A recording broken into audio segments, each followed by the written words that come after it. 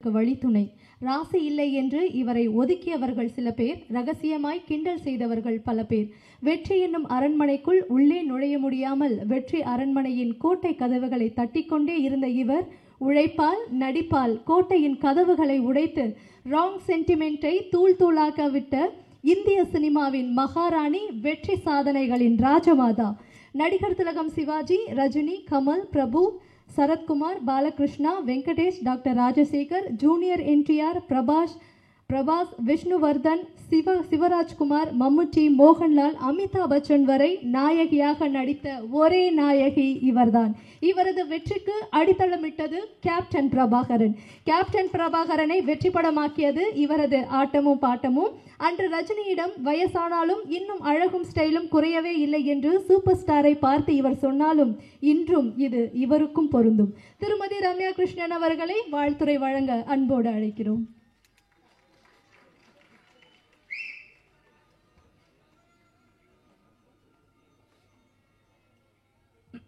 அனைவருக்கும் வணக்கம். இந்த ஒரு இன்ட்ரடக்ஷன் கேட்டு I am just speechless. Thank you for the lovely introduction.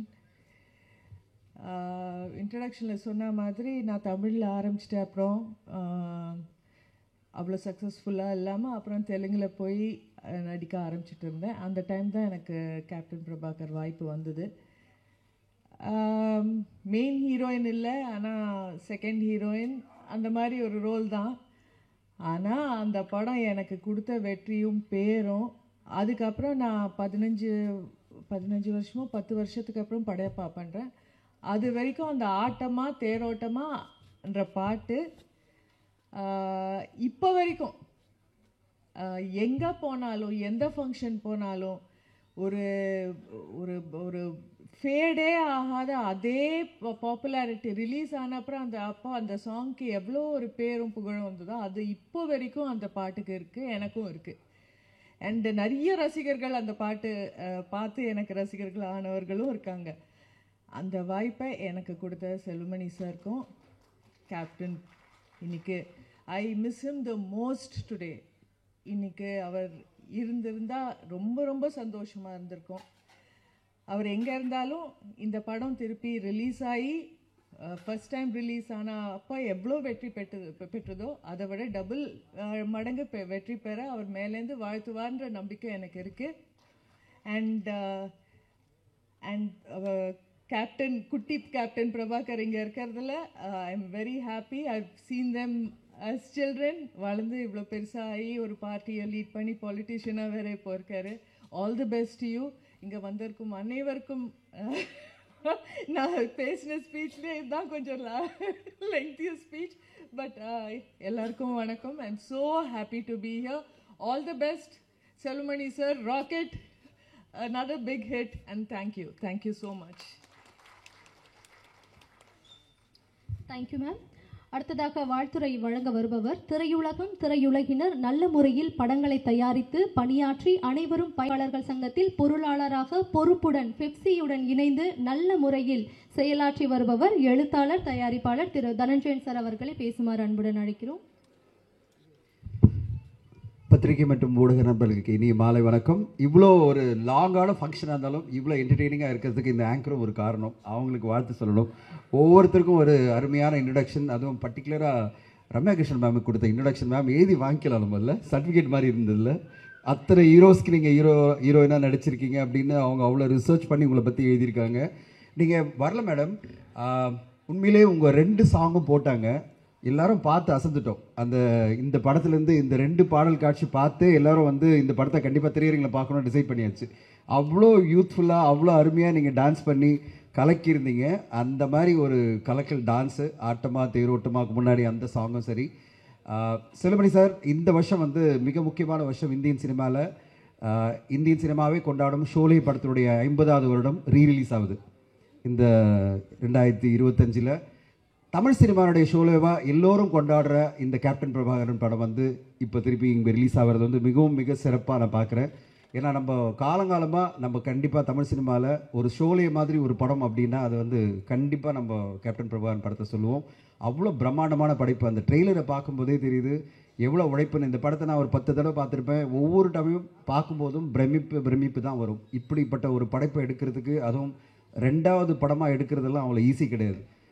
மிகப்பெரிய சிக்கல் என்னென்னா, இவ்வளோ பெரிய உச்சத்தில் ஒரு படத்தை எடுத்த பிறகு அடுத்து ஒரு படத்தை பீட் பண்ணுறதே கஷ்டம் உங்களுக்கு. அதுதான் சிக்கலை போய் மாட்டுச்சு உங்களை. இந்த படத்துடைய மாபெரும் வெற்றி தான் உங்களோட சிக்கலை. அந்த ரமேஷ் சிப்பிக்கும் அதே பிரச்சனை தான் வந்தது. ரமேஷ் சிப்பி அவர்களுக்கு வந்து ஷோலே படத்த பிறகு அவர் இன்னொரு உச்சத்தை கொடுக்கவே முடியல, ரொம்ப ஸ்ட்ரகிள் பண்ணார். உங்களுக்கும் அதே ஸ்ட்ரகிள் தான் வந்துடுச்சு. அந்த ஸ்ட்ரகிள் தான் நீங்கள் வந்து அடுத்தடுத்து என்னென்ன பண்ணலாம், ஏன்னா இவ்வளோ பெரிய உச்சம் அடைஞ்சிட்டுமே நம்ம என்ன பண்ணுறதுன்னு தெரியாமல் தான் நீங்கள் ஒரு சிக்கலில் போய் மாட்டிட்டீங்கன்னு நினைக்கிறேன். உங்களை மிகப்பெரிய சிக்கலில் விட்ட ஒரு மாபெரும் வெற்றி படம் தான் கேப்டன் பிரபாகரன். எப்படி ரமேஷ் சிப்பி அவர்களுக்கு ஷோலே படத்துக்கு பிறகு பெரிய பெரிய படங்கள் எவ்வளோ ட்ரை பண்ணாலும் அமையலையோ, அந்த மாதிரி நீங்களும் வந்து ஒரு உச்சத்தில் போய் உட்காந்துட்டீங்க. அவ்வளோ மாபெரும் வெற்றி படமாக இன்றைக்குமே பேசப்படுற ஒரு படமாக பண்ணியிருக்கீங்க. அந்த படத்தினோட வில்லனாக இருக்கிற நம்முடைய மன்சூர் அலிகான் சாரை வாழ்த்தணும். இன்றைக்கும் அதே லுக்கில் இருக்கார். எப்படி சார் அது அதே யூத்ஃபுல்லாக மெயின்டைன் பண்ணுறீங்க? மேடத்தை மட்டும் மெயின்டைன் பண்ணுறாங்கன்னு சொல்கிறாங்க, நீங்களும் அதே மாதிரி மெயின்டைன் பண்ணுறீங்களே, அதுதான் ரொம்ப ஆச்சரியம். அதாவது எக்ஸ்ட்ரா உடம்பெல்லாம் போடாமல், ரொம்ப குண்டாலாம் ஆகாமல் அப்படி நிற்கிறீங்க பாருங்கள். அது நடுவில் ஈஸ்வரன் இதெல்லாம் வேஷம்லாம் போட்டு டான்ஸ் ஆடுறீங்க, ரீல்ஸ் போடுறீங்க, அப்புறம் என்னென்னமோ பண்ணுறீங்க. எப்படியெல்லாம் பண்ணுறீங்க நீங்கள்? என்ன அட்டுழியமெல்லாம் பண்ணுவீங்களோ தெரியல. உங்களை விட்டால் வந்து ஃப்ரீயாக விடக்கூடாது, நடிச்சிட்டே இருக்கணும் நீங்கள். இல்லைன்னா தமிழ் சினிமாவில் இண்டிபெண்ட்டாக என்னென்னமோ பண்ணுறேன்னு சொல்லிட்டு கலாட்டா பண்ணுவீங்க போல இருக்குது. அவ்வளோ ஆக்டிவான ஒரு நடிகர். இந்த படத்தில் அந்த வில்லத்தனம் மன்சூர் அலிகான் சாரை பாராட்டணும். நம்மளுக்கு எப்படி இந்தியன் சினிமாவில் ஷோலை படம் மூலமாக அம்ஜத் கானை ஒரு மாபெரும் வில்லனாக இந்தியன் சினிமாவே கொண்டாடிச்சோ, அதே மாதிரி இன்னைக்கு வரையும் நம்ம வந்து கொண்டாடிட்டு இருக்கிற ஒரு மாபெரும் நடிகர் தான் மன்சூர் அலிகான் சார். அவருக்கு நம்ம எல்லாம் வாழ்த்து சொல்லணும். மன்சூர் அலிகான் சார், உங்களுடைய இந்த படத்தில் அந்த கொடுத்த ஒரு முயற்சி, உழைப்பு இருக்குல்ல, அது வந்து ஒரு என்ன சொல்கிறது, இண்டிவிஜுவலிஸ்டிக் ஒரு உழைப்பு கொடுக்க வச்சாரு. அதுதான் சொல்கிறேன். ஆனால் அம்ஜத் கானுக்கு எப்படி ஒரு நேம் இருக்குமோ, காலங்காலமாக உங்களுக்கு கேப்டன் பிரகாரம் இருக்கிற வரையும் உங்களுக்கும் அந்த பேர் இருக்கும். மன்சூர் அலிகான் சார், வாழ்த்துக்கள் உங்களுக்கு. இளையராஜா சாரோட மியூசிக்கை பற்றி பேசினாங்க. பாடல்களும் சரி, இந்த படத்தினுடைய ராஜராஜன் சாருடைய கேமரா ஒர்க்கும் சரி, எல்லாருமே லியாக்கத் அலி கான் சாருடைய டயலாக் சொல்லவே வேணாம். ஒவ்வொரு வசனங்களுமே வந்து அவ்வளோ பஞ்சாக எல்லாமே பிரமாதமான ஒரு உழைப்பு. அண்ட் இதில் எல்லாருமே கூடி வந்ததுக்கு காரணமே கேப்டன் சார் தான். கேப்டன் விஜயகாந்த் சார் இல்லைன்னா இந்த படமே இல்லை. இவ்வளோ பெரிய பட்ஜெட்டில் ஒரு படம் எடுக்கணும், அதில் அவர் ஹீரோவாக நடித்து அவங்க டீமில் தயாரித்து அந்த படம் அவருடைய 100வது படமாக வர்றது, இவ்வளோ பெரிய பட்ஜெட்டில் எடுக்கணும், அந்த படத்தை வந்து இவ்வளோ பெரிய வெற்றி படமாக மாற்றுறதுக்கு எல்லாமே காரணம் வந்து கேப்டன் சார் தான். அந்த கேப்டன் சாருடைய ரெப்ரசன்டேட்டிவாக இன்றைக்கி ஒரு கேப்டன், குட்டி கேப்டன் வந்திருக்காரு. கேப்டன் விஜய் பிரபாகரனுக்கு வாழ்த்துக்கள். இந்த படமும் இந்த ரீரிலீஸும் ஒரு பெரிய வெற்றி படமாக மாறி கேப்டன் அவர்களுடைய புகழ் மாலையில் இன்னொரு மாலையாக வரணும். அதுதான் நம்ம கொடுக்குற ஒரு ட்ரிபியூட்டாக நான் பார்க்குறேன். இந்த படத்தினுடைய ரீரிலீஸ் இன்றைக்கி தமிழ் சினிமாவில் பார்த்தீங்கன்னா மிகப்பெரிய ரீரிலீஸ் வெற்றி அப்படின்னா கில்லி படத்தை சொல்லுவாங்க. அந்த மாதிரி இப்போது இந்த ரீரிலீஸ் வரப்போகிற இந்த ஆகஸ்ட் 22ஆம் தேதி வர இந்த படம் ஒரு மிகப்பெரிய வெற்றி படமாக மாறி விஜயகாந்த் சாரை காலங்காலமாக பேசுகிற மாதிரி ஒரு படமாக, வெற்றி படமாக வரணும். அதுதான் வந்து அவருக்கு கொடுக்குற ட்ரிபியூட், தமிழர்கள் கொடுக்குற ட்ரிபியூட்டாக இருக்கும். இந்த படம் மாபெரும் வெற்றி அடையணும்னு கார்த்திக்கு வாழ்த்து சொல்கிறேன். அண்ட் இந்த படம், இந்த விழா இவ்வளோ சிறப்பாக நடந்துட்டுருக்கு, இவ்வளோ பேர் வந்து வராங்கன்னா அதுக்கு ஒரே காரணம் கேப்டன் தான். அந்த கேப்டனை செலிப்ரேட் பண்ணுற மாதிரி இந்த படமும் இந்த ரீலீஸும் மிகப்பெரிய வெற்றி அடையணும். செல்வமணி சாருக்கு என்னுடைய வாழ்த்துக்கள். இந்த படைப்பு இருக்கிற மாதிரி பார்க்குற மாதிரி எல்லாரும் பார்த்துட்டே இருப்பாங்க, உங்களை கொண்டாடிட்டே இருப்பாங்க. மீண்டும் நன்றி, வாய்ப்புக்கு நன்றி. தேங்க்யூ.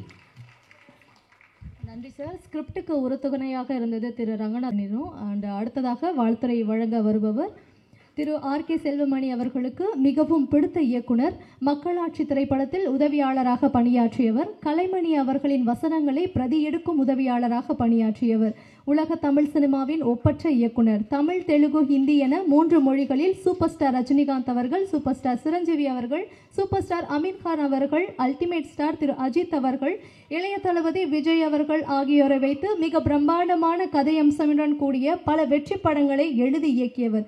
இவருடைய இயக்கத்தில் விஜயகாந்த் அவர்கள் நடித்த ரமணா திரைப்படம் மிகப்பெரிய வெற்றி அடைந்தது. சமூகத்தில் நடக்கும் விஷயங்களை தோல் உரித்து காட்டியது. தமிழ்ல எனக்கு பிடிக்காத ஒரே வார்த்தை மன்னிப்பு என்ற விஜயகாந்த் அவர்கள் பேசிய வசனத்திற்கு கைத்தட்டலால் தியேட்டர்கள் அதிர்ந்தன. தமிழ் திரையுலகிற்கு பெருமை சேர்க்கும் எழுத்தாளர், இயக்குனர், தயாரிப்பாளர், இயக்குனர்கள் சங்கத்திற்கு பல உதவிகளை செய்த நல்ல மனம் படைத்தவர். தற்போது இவரது இயக்கத்தில் சிவகார்த்திகேயன் நடிப்பில் மதராசி திரைப்படம் வெளியாக உள்ளது.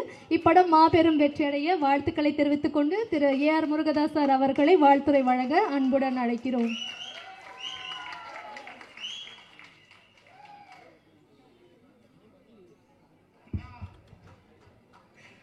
அனைவருக்கும் வணக்கம். கேப்டன் பிரபாகரன் படம் வந்து என்னுடைய வாழ்க்கையில் ரொம்ப நெருக்கமான படம். கிட்டத்தட்ட கள்ளக்குறிச்சி ராஜா தியேட்டரில் வந்து 100 நாள் ஓடுனுச்சு. அந்த 100 நாளில் வந்து ஒரு கண்டினியூ ஒரு 10 நாள் அடுத்தடுத்த ஷோ அப்படியே பார்த்துட்டே இருந்தேன். இந்த படம் வந்து எனக்கு ஏன் இவ்வளோ நெருக்கம்னு சொன்னால், நான் நிறைய விஷயம் சினிமாவில் வந்து இந்த படத்துலேருந்து கற்றுக்கிட்டேன். ஸ்க்ரீன் ப்ளே எப்படி இருக்கணும் அப்படிங்கிறது. நம்ம வந்து படம் பார்த்தீங்கன்னா 2 சாங்குமே ஹீரோக்கு கிடையாது. எவ்வளோ புதுசு பாருங்க, 2 பாட்டு தான், அதுவே புதுசு அந்த டைமில். அந்த 2 பாட்டுமே ஹீரோவுக்கு கிடையாதுன்னா அது எந்த ஹீரோ ஒத்துக்குவாங்க? அதுவும் ஒரு அவ்வளோ பெரிய ஹிட்டு சாங். கேட்டவொடனே ஐயோ நான் பாடுறேன் ஏதாவது சொல்லுவாங்கல்ல, அது வந்து ரொம்ப புதுசாக இருந்தது. அதேமாதிரி படம் ஆரம்பித்து ஒரு 19 நிமிஷத்தில் வந்து ஹீரோவே இருக்க மாட்டார். ஹீரோ இல்லாமல் ஒரு சாங்கு ஒரு ஃபைட்டு இருக்கும். இது எப்படி சாத்தியமாச்சுன்னு எனக்கு தோணுது, ஆச்சரியமாக இருந்தது. அதனால தான் என்னுடைய படங்களில் பார்த்தீங்கன்னா கரெக்டாக என்ன கேரக்டர் பில்டு பண்ணாலும் அந்த 19வது நிமிஷத்தில் கதைக்கு வந்துடுவேன். நம்ம வந்து துப்பாக்கியில் எடுத்துக்கிட்டிங்கன்னா அந்த பஸ்ஸு பிளாஸ்ட்லேருந்து கதை ஆரம்பிச்சிடும். அது கரெக்டாக கேப்டன் பிரபாகரனோட இன்ஸ்பிரேஷனில் தான் அந்த ஃபஸ்ட்டு 20 மினிட்ஸ் இருந்தது. அதே மாதிரி ஒரு ஆக்ஷன் ஃபில்மில் வில்லன் இறந்துட்ட பிறகு படம் இருக்காது. வில்லன் தான் ஹீரோவோட எனிமி, அவன் தான் கதை. வில்லன் இறந்துட்ட பிறகு படம் இருக்கவே இருக்காது. ஆனால் வில்லன் இறந்ததுக்கப்புறம் 10 நிமிஷம் படம் ஓடும். அதுதான் எனக்கு திருப்பி ரமணாவில் இன்ஸ்பிரேஷன் ஆச்சு. ரமணாவில் வில்லன் இறந்த பிறகு திருப்பி 10 நிமிஷம் இருந்துச்சு. ஏன்னா பார்ப்பாங்க அப்படின்ற ஒரு நம்பிக்கையை வந்து எனக்கு அந்த படம் கொடுத்தது. அவ்வளோ பெரிய பிரம்மாண்டம், ஒரு ஆச்சரியமான ஒரு பிரமிப்பை அந்த படம் கொடுத்துச்சு. அந்த படத்தில் வந்து லியாகத் அலி கான் சாரோட வசனம் ஆகட்டும், நான் ஒரு ஷோவில் வந்து லிட்டரலாக என்னன்னு 36 இடத்துல கிளாப்ஸு டயலாக்கு மட்டுமே இருந்துச்சு. ஸோ அப்படிப்பட்ட ஒரு அற்புதமான படம். அந்த படத்தை பண்ணிட்டதுக்கப்புறம் அதே கேப்டனை வச்சு நான் ஒரு டைரக்ட் பண்ணுவேன் அப்படின்றதும் எனக்கு ஒரு கனவாக இருந்தது. அதே மாதிரி என்னுடைய திருமணத்தை அவர் நடத்தி வச்சாருன்னு நினைக்கும் போது அதுவும் எனக்கு ஆச்சரியமாக இருக்குது. இன்றைக்கி நான் ஊரில் சினிமாவுக்கே வராத ஒரு ரசிகனாக அவரோட கேப்டன் பிரபாகரனை வந்து ஃப்ரண்ட் ரோவில் உட்காந்து நான் பார்த்த ஒரு ரசிகன் வந்து இன்றைக்கி ரீரிலீஸில் வந்து அந்த டைரக்டரோட பக்கத்தில் உட்காந்துருக்கேன் போது எனக்கு இதுவே கனவு மாதிரி தான் இருக்குது. ரொம்ப நன்றி சார் எங்கெல்லாம் கூப்பிட்டது. இப்படி ஒரு அற்புதமான படத்தை கொடுத்துருக்கீங்க. கண்டிப்பாக இந்த ஜெனரேஷன் ஆடியன்ஸ் வந்து ஒரு படத்தை பாருங்கள், எப்படி அந்த பிரம்மாண்டத்தை கொண்டு வந்திருக்காரு. தமிழில் வந்து ஒரு இங்கிலீஷ் படம் மாதிரி அந்த டைமுக்கு அந்த ட்ரெயினில் ஒரு ஃபைட் ஒரு ஷாட் மட்டும் வந்திருக்கும். அதை பார்த்தீங்கன்னா உங்களுக்கு அவ்வளோ ஆச்சரியமாக இருக்கும். ஆக்ஷன் சீக்வன்ஸ்லாம் பிரமாதமாக இருக்கும். அந்த 20 மினிட்ஸ் பில்டப் பண்ணி அந்த ஹீரோ வந்து அந்த போலீஸ் ஸ்டேஷன் ஃபைட்டுக்கு முன்னாடி ஒரு ரோட்டில் அடித்து அங்கேருந்து போய் போலீஸ் ஸ்டேஷனில் இது பண்ணுவாங்க. அந்த ஃபைட்டுக்கு மட்டுமே தியேட்டர் பிளாஸ்டாக இருக்கும். இந்த தடவை பாருங்கள் இந்த படத்தை, ரொம்ப உங்களுக்கு பிடிக்கும். என்னை கூப்பிட்டு அழைத்த அனைவருக்கும் நன்றி. Thank you sir. விஜய் பிரபாகரன் அவர்களுக்கும் எனது வாழ்த்துக்கள். நீங்களும் பிரபாகரன் அந்த கேப்டன் பெயர் போல புகழ் உச்சியை அடைய வேண்டும் என்ற வாழ்த்தி விடைபெறுகிறேன். நன்றி, வணக்கம். அன்பாகவும் நடந்து கொண்டவர், தோல்வி வந்த போதும் துவளாமல் தைரியமாகவும் வீரமாகவும் விளங்கி வருபவர். தீயினால் காய்ந்த புற்கள் கருகி எரியலாம், எரிந்து கருகலாம், ஆனால் தங்கம் சுட்டாலும் ஜொலிக்கும், சங்கு சுட்டாலும் வெண்மை தரும். தங்கத்தை போன்ற உயர்ந்த குணமும் சங்கை போன்ற வெண்மையான நேர்மையான குணமும் கொண்ட எங்கள் தமிழ்நாடு திரைப்பட இயக்குநர்கள் சங்கத்தின் இணை செயலாளர் திரு லிங்குசாமி அவர்களை வாழ்த்துரை வழங்க அன்புடன் அழைக்கிறோம்.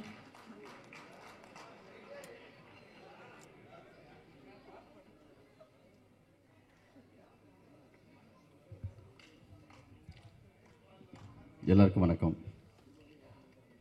செல்வமணி சார்கிட்ட பேசும்போது சோலை படம் தான் இந்த படத்துக்கு இன்ஸ்பிரேஷன் சொல்லி சொன்னாங்க. 91 அந்த படம் வந்து நான் காலேஜ் படிக்கும்போது இந்த படத்தை நான் பார்க்குறேன். எங்கள் பெரிய அண்ணன் வந்து விஜயகாந்த் சாருடைய பயங்கரமான ஃபேன். ஆனால் நான் ரஜினி சாருடைய ஃபேனு.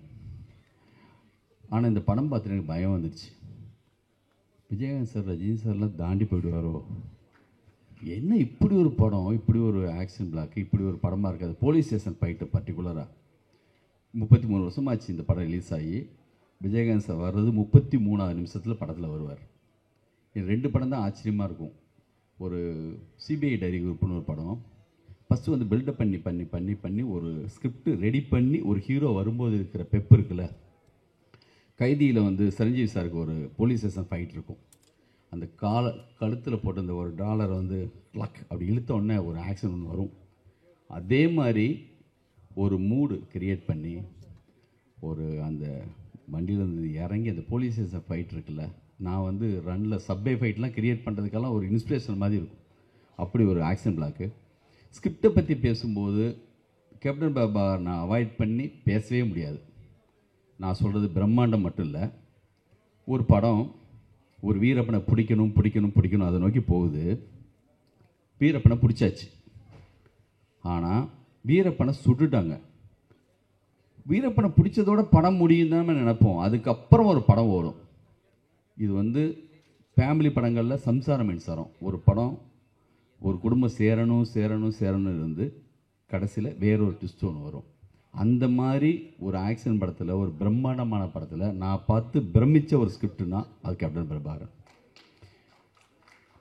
இப்போ பார்க்கும்போது அப்படியே ஊரில் உட்காந்து படம் பார்த்தப்ப அந்த செகண்ட் ஷோவில் வெளியில் சவுண்டு கேட்கும் பார்த்தீங்களா, அந்த அந்த அந்த மாதிரி ஒரு வாசம் இருக்கிற எந்த படமும் வந்து அப்படி தான் இருக்கும். அந்த ஆட்டமா தேரோட்டமா சாங்கெல்லாம் அப்படி இருக்கும். தேட்டரில் எல்லாமே புதுசு. அந்த லைட்டு வந்து தலையில் கட்டிட்டு வர அந்த இது, அந்த மொத யூஸ் பண்ண அந்த கன்று. ஒரு படம் ஏன் புதுசு, இன்றைக்கி புஷ்பா படம் வந்தது வந்து பார்த்தா இந்த படத்தோட இன்ஸ்பிரேஷன் மாதிரி இருக்குது. அவ்வளவு விஷயங்கள் அதுக்குள்ளே இருக்குது. இந்த படத்தோட டயலாக்ஸு, இந்த படத்தோட வில்லன் அம்ஜத் கான் எப்படி அங்கே அப்படியோ அந்த மாதிரி இந்த படத்தை இவ்வளோ பிரம்மாண்டமாக எடுக்கிறதுக்கு காரணமாக இந்த இப்ராஹிம் ராவுத்தர். அவரை பற்றின கேள்விப்படும்போது சப்ஜெக்ட் வந்து அவ்வளோ அற்புதமாக கேட்பாங்க, அவ்வளோ அற்புதமாக நாலேஜ் இருக்குன்னு சொல்லுவாங்க.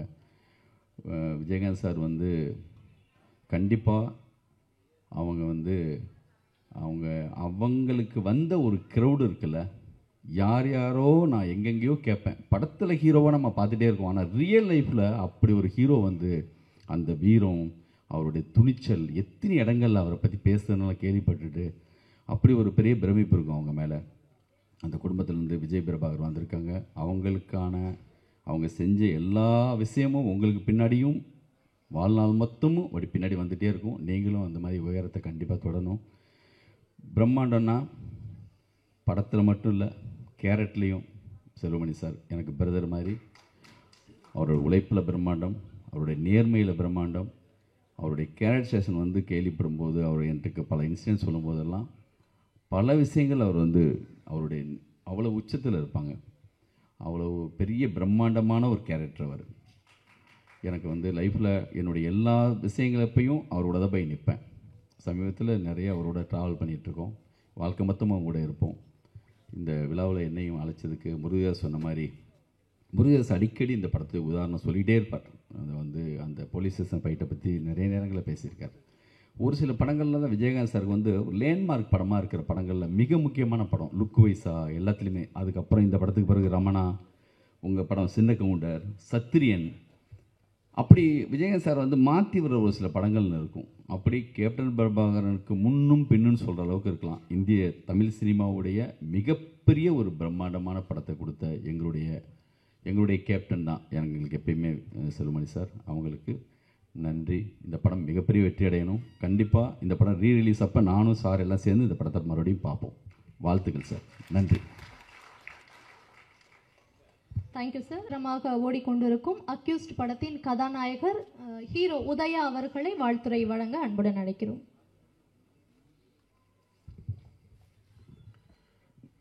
மேடையில் உள்ள எல்லா பெரியவங்களுக்கெல்லாம் வணக்கம். எல்லாம் லெஜண்ட்ஸாக இருக்காங்க. நான் தான் சும்மா வச்சா சார் இங்கே இருக்குது இல்லையே. ஸோ பத்திரிகை மீடியா நண்பர்களுக்கு எல்லாருக்கும் நான் வணக்கம். கேப்டன் பிரபாகரன் படம் வந்து நான் வந்து சின்ன வயசில் சூப்பர்கீத் தேட்டர்னு ஒரு ப்ரிவியூ தேட்டர் இருக்குது சார்.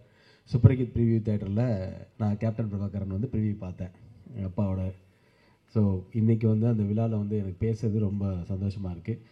கேப்டன் வந்து எனக்கு வந்து எப்படி பர்சனல்னால் என்ன சொல்கிறது, அவர் வந்து இப்போ எனக்கு சின்ன வயசில் எனக்கு ஃபோன் பண்ணி நிறையா விஷயங்கள் வந்து அப்போ அந்த டைமில் வந்து நான் சினிமாவுக்கு வந்ததுக்கப்புறம் நீ டான்ஸ் கிளாஸ் போனியா, ஃபைட் கிளாஸ் போனியா, கரெக்டாக போறியா அப்படின்னு வந்து எனக்கு எப்பயுமே எனக்கு சொல்லிகிட்டே இருப்பார். அப்பா கிட்ட பேசி கேட்பாங்க. ஸோ அது மாதிரி அதுக்கப்புறம் நடிகர் சங்கம் வந்ததுக்கப்புறம் கேப்டன் வந்து அவர் கூட ரொம்ப க்ளோஸாக எல்லாருமே வந்து அவரை மாதிரி ஒரு ரியல் ஹீரோ வாழ்க்கையில் நம்ம பார்க்கவே முடியாது. கேப்டன் தான் ரியல் ஹீரோ. இந்த தமிழ் சினிமாவுக்கு மட்டும் இல்லை, அவர் ரியல் ஹீரோ. அவரை மாதிரி ஒரு மனசு நாங்கள் கூட இருந்து பழகியிருக்கோம், பார்த்துருக்குறோம். ஸோ அப்படிப்பட்ட ஒரு கேப்டன், அந்த கேப்டன் பிரபாகரன் பார்க்கும்போது எனக்கு வந்து ரொம்ப கிட்டத்தட்ட ரிப்பீட்டடாக அந்த படம் பார்த்துருக்கேன். நான் சின்ன வயசில் ரிப்பீட்டடாக படம் பார்த்துருக்கேன் நிறையா வாட்டி.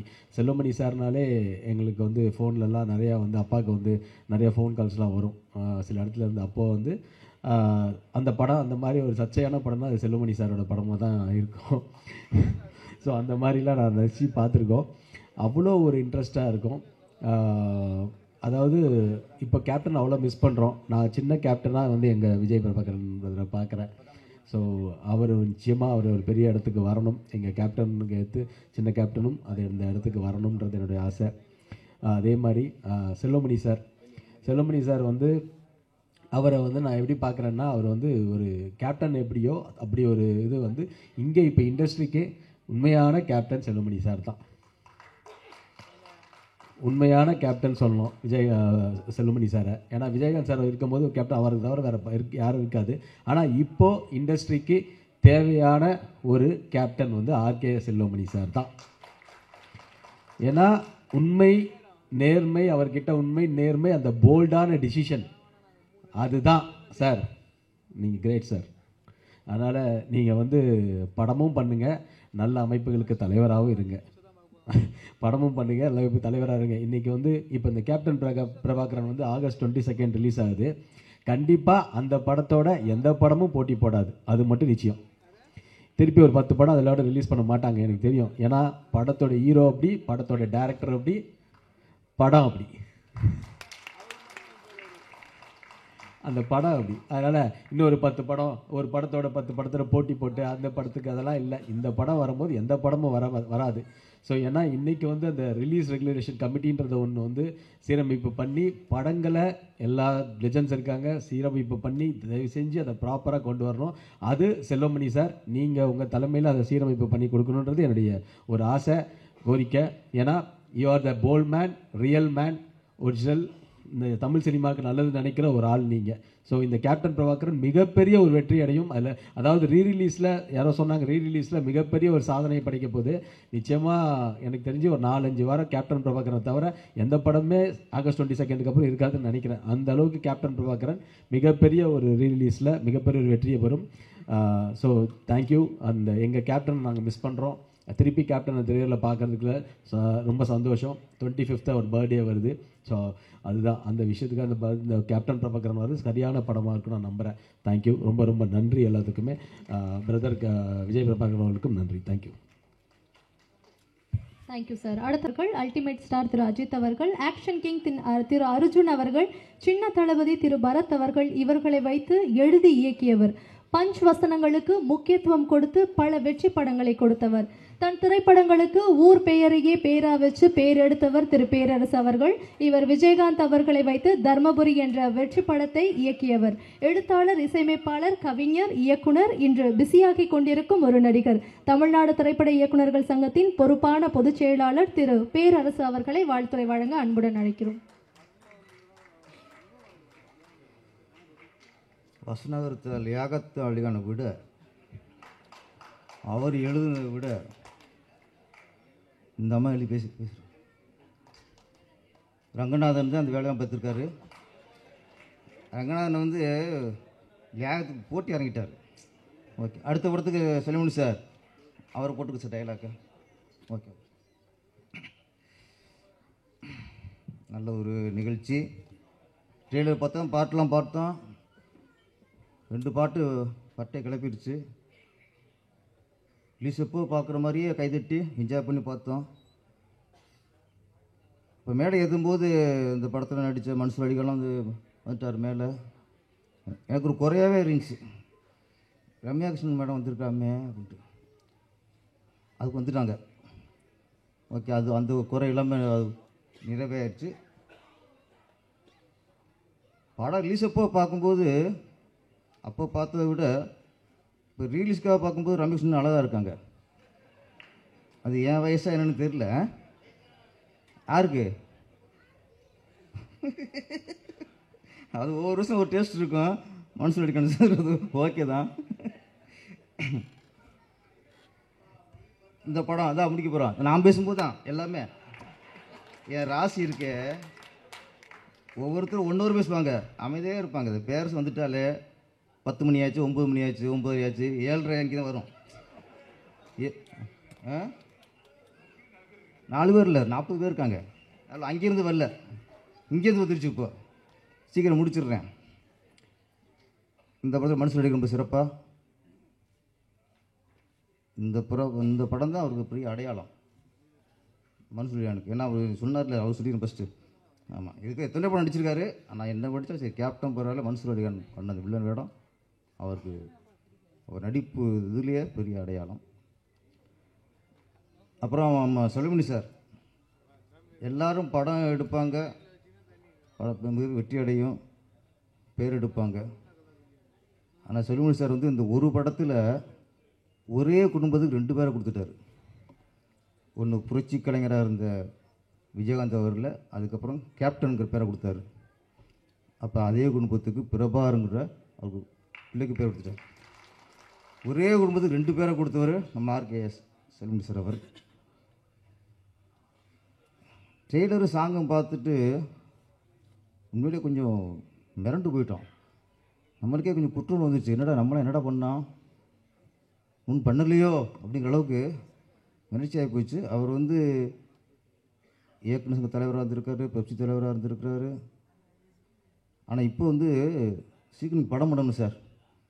ஏன்னா திருப்பி உங்களை ஒரு இயக்குனராக திரையில பார்க்கணும்னு ஒரு ஆசை அந்தளவுக்கு வெறி வந்துடுச்சு. ஆர்கே செல்வமணி அப்படின்னா என்ன, இயக்குனரா, இயக்குனர் சங்க தலைவரா, பெப்சி தலைவரா, தயாரிப்பாளரா, ஒரே ஒரு வார்த்தை தான், ஆளுமை. ஆர்கே செல்வமணி என்பது ஆளுமை. ஒரு இயக்குனர் வந்து இப்போ மனிதர் பிறப்பாங்க, மனிதரை பிறக்கிறவங்க பூரா மனுஷன் இல்லை, மனுஷனை வாழ்கிற வச்சு தான் மனுஷனை இல்லைங்கிறது. அது மாதிரி படம் பண்ணுற இயக்குனர்லாம் இயக்குனர் ஆகிட முடியாது. அந்த இயக்குனருக்கு ஒரு ஆளுமை இருக்கணும். அப்படி நிறைய இயக்குனர்கள் இருக்காங்க இங்கே. அதில் ஒருத்தர் தான் ஆர்கே செல்வமணி சார். அவர் என்ன நினச்சாரோ அதை எடுப்பார். அவங்க சொன்னாங்கன்னு இவங்க ஒன்று மாற்றுறது, இவங்க சொன்னாங்க ஒன்று மாற்றுறது, அந்த கதையில் இங்கே இருக்காது. அது ஒரு ஆளுமை. அப்புறம் நான் அடிக்கடி செல்வமணி சார் வீட்டுக்கு போகும்போது எனக்கு ஒரு ஆச்சரியமாக இருக்கும். எப்படி அந்த ஆள் இப்படி இவ்வளவு தைரியமாக இருக்கார் அப்படின்ட்டு. என்னென்னா, நான் வந்து திருப்பாச்சி, சிவாசி, இதுக்கப்புறம் சென்னையில் ஒரு இடம் வாங்கிடுவோம் அப்படின்னு புரோக்கரை சொல்லி வச்சேன். அப்போ புரோக்கர் வந்தார், சார் ஒரு நல்ல இடம் சார், சூப்பர் இடம் சார், நீங்கள் சொன்ன ரேட்டுக்கே இருக்குது சார், பார்த்துடலாம் சார். நான் சரி, நானும் போய் பார்த்தேன். ஷாக் ஆகிட்டேன், பதட்டம் போய் போச்சு எனக்கு. அவர் காட்டின இடம் என்னென்னா, விஜய் சார் வீட்டு பக்கத்தில். எனக்கு ஷாக் ஆச்சு.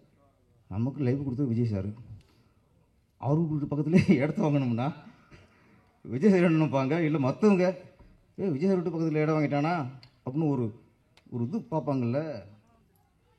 ஆனால் எங்கள் செல்வமணி சார் விஜயகாந்த் சார் வீட்டு பக்கத்தில் வீடு வாங்கிட்டார், இடம் வாங்கிட்டார். அதனால் அங்கே போகும்போதெல்லாம் பக்கத்தில் விஜய் சார் வீடு. ஆச்சரியமாக இருக்கும், நம்ம எவ்வளோ யோசித்தோம், மற்றவங்களை பற்றி யோசித்தோம். அதில் அவருக்கு என்ன மனசுக்கு என்ன போடுது அது கொண்டு வர. அதுதான் ஆர்கே செல்வமணி சார். சீக்கிரம் அடுத்த படம் பண்ணுங்கள் சார், சீக்கிரம் ஆரம்பிச்சிடணும்.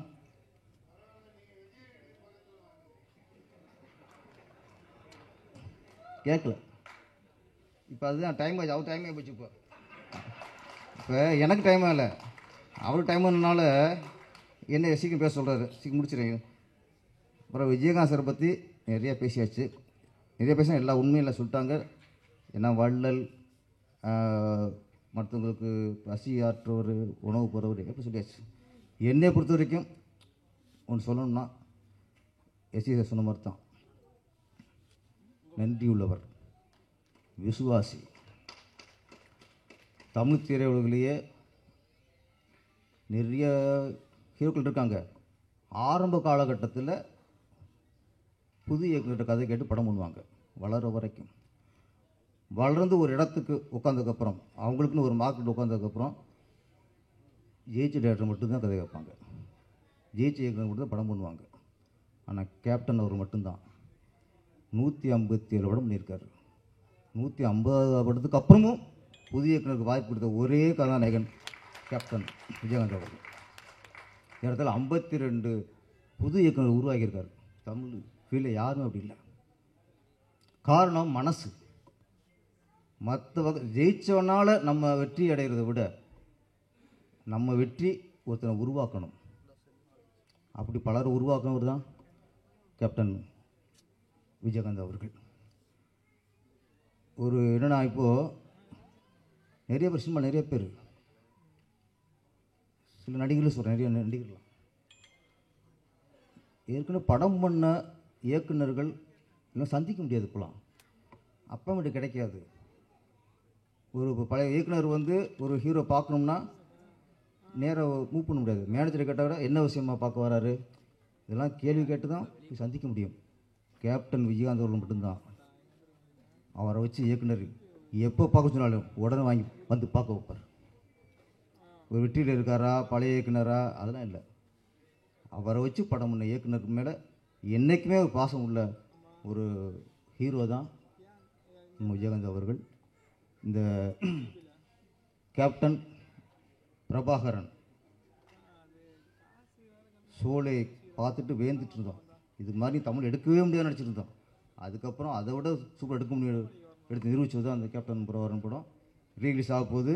கண்டிப்பாக அப்போ எந்த வரவேற்பு இருந்துச்சோ அதே வரவேற்பு இந்த முறையும் கிடைக்கும். செல்வமணி சார், உங்களுக்கு ஃபஸ்ட்டு படம் மாதிரி இப்போ திருப்பி அடுத்த இன்னிங்ஸ் ஆரம்பிக்க. நன்றி, வணக்கம். இளைய தளபதி கேப்டன் அவர்கள் நமக்கு 2 வாரிசு கொடுத்துருக்காரு. ஒன்று கலையுலகில் ஒரு வாரிசு சண்முக பாண்டியன், அடுத்து அரசியலுக்கு ஒரு வாரிசு கொடுத்துருக்கிறாரு விஜய் பிரபாகரன். கலைத்துறையில் அவர் வெற்றி அடையணும், அதே மாதிரி அரசியலையும் நீங்கள் வெற்றி அடையணும். வாழ்த்துக்கின்றோம். Thank you sir. இளைய தளபதி திரு விஜய், அல்டிமேட் ஸ்டார் திரு பார்த்திபன் ராதாகிருஷ்ணன், திரு விமல், திரு கௌதம் கார்த்திக், இப்படி பல ஸ்டார்களை இயக்கியவர். யார் வாய்ப்பு கேட்டாலும் கொடுப்பவர். துள்ளாத மனங்களையும் தன் திரைப்படத்தில் துள்ள வைத்தவர். எழிலானவர். வேலைன்னு வந்துட்டா இவர் வெள்ளக்காரர். நண்பன்களின் மனங்களை ஆளும் தேசிங்கராஜா. எழுத்தாளர், இயக்குனர், தமிழ்நாடு திரைப்பட இயக்குநர்கள் சங்கத்தின் இணை செயலாளர் திரு எழில் அவர்களை வாழ்த்துரை வழங்க அன்புடன் அழைக்கிறோம். இந்த விழாவுக்கு வந்திருக்கும் கேப்டன் மற்றும் செல்வமணி சார் அவர்களின்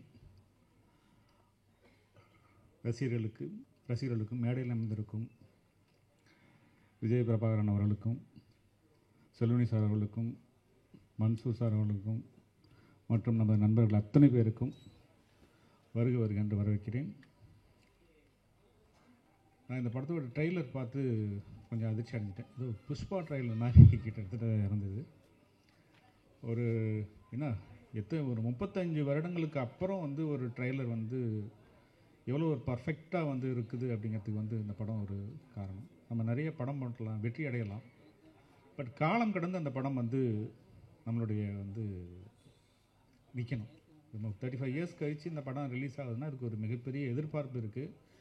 இந்த எதிர்பார்ப்பு தான் அந்த படத்தோட வெற்றி. செல்வமணி சார் வந்து நிறைய படங்கள் பண்ணியிருந்தாலும் கூட இந்த படம் வந்து அவரோட கேரியரில் பெஸ்ட் மூவியாக இருக்குது. ஸோ கேப்டனுக்கும் அதுதான். கேப்டனும் வந்து நிறைய படங்கள் பண்ணியிருந்தால் கூட இது ஒரு காலம் கடந்து நிற்கக்கூடிய படங்களில் நிறைய படம் இருந்தாலும் வந்து இந்த படமும் வந்து ஒரு முதன்மையான படமாக இருக்கும்.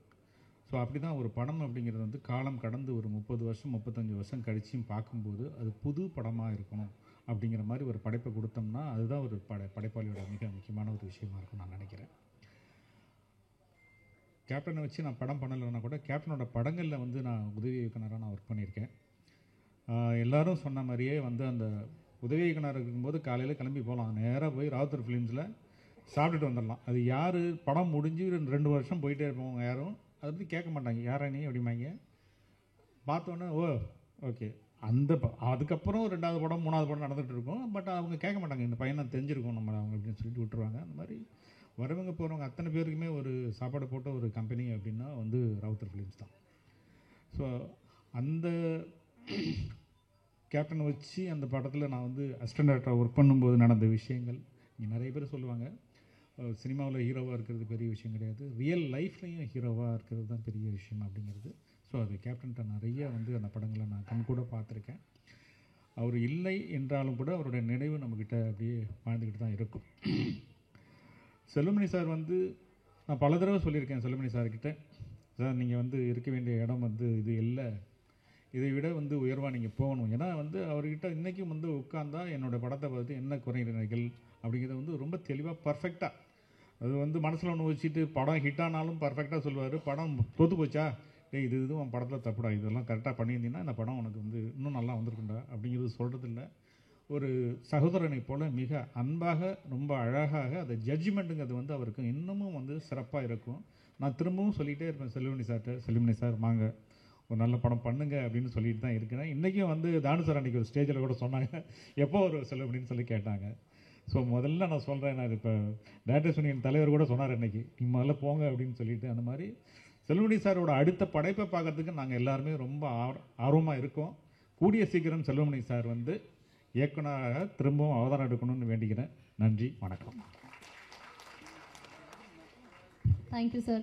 அல்டிமேட் ஸ்டார் அஜித் சூர்யா அப்போது இயக்குவதற்கு படங்கள் இல்லை என்று வேதனைப்பட்டார். ஆனால் இன்று இவர் இல்லாத படங்களே இல்லை.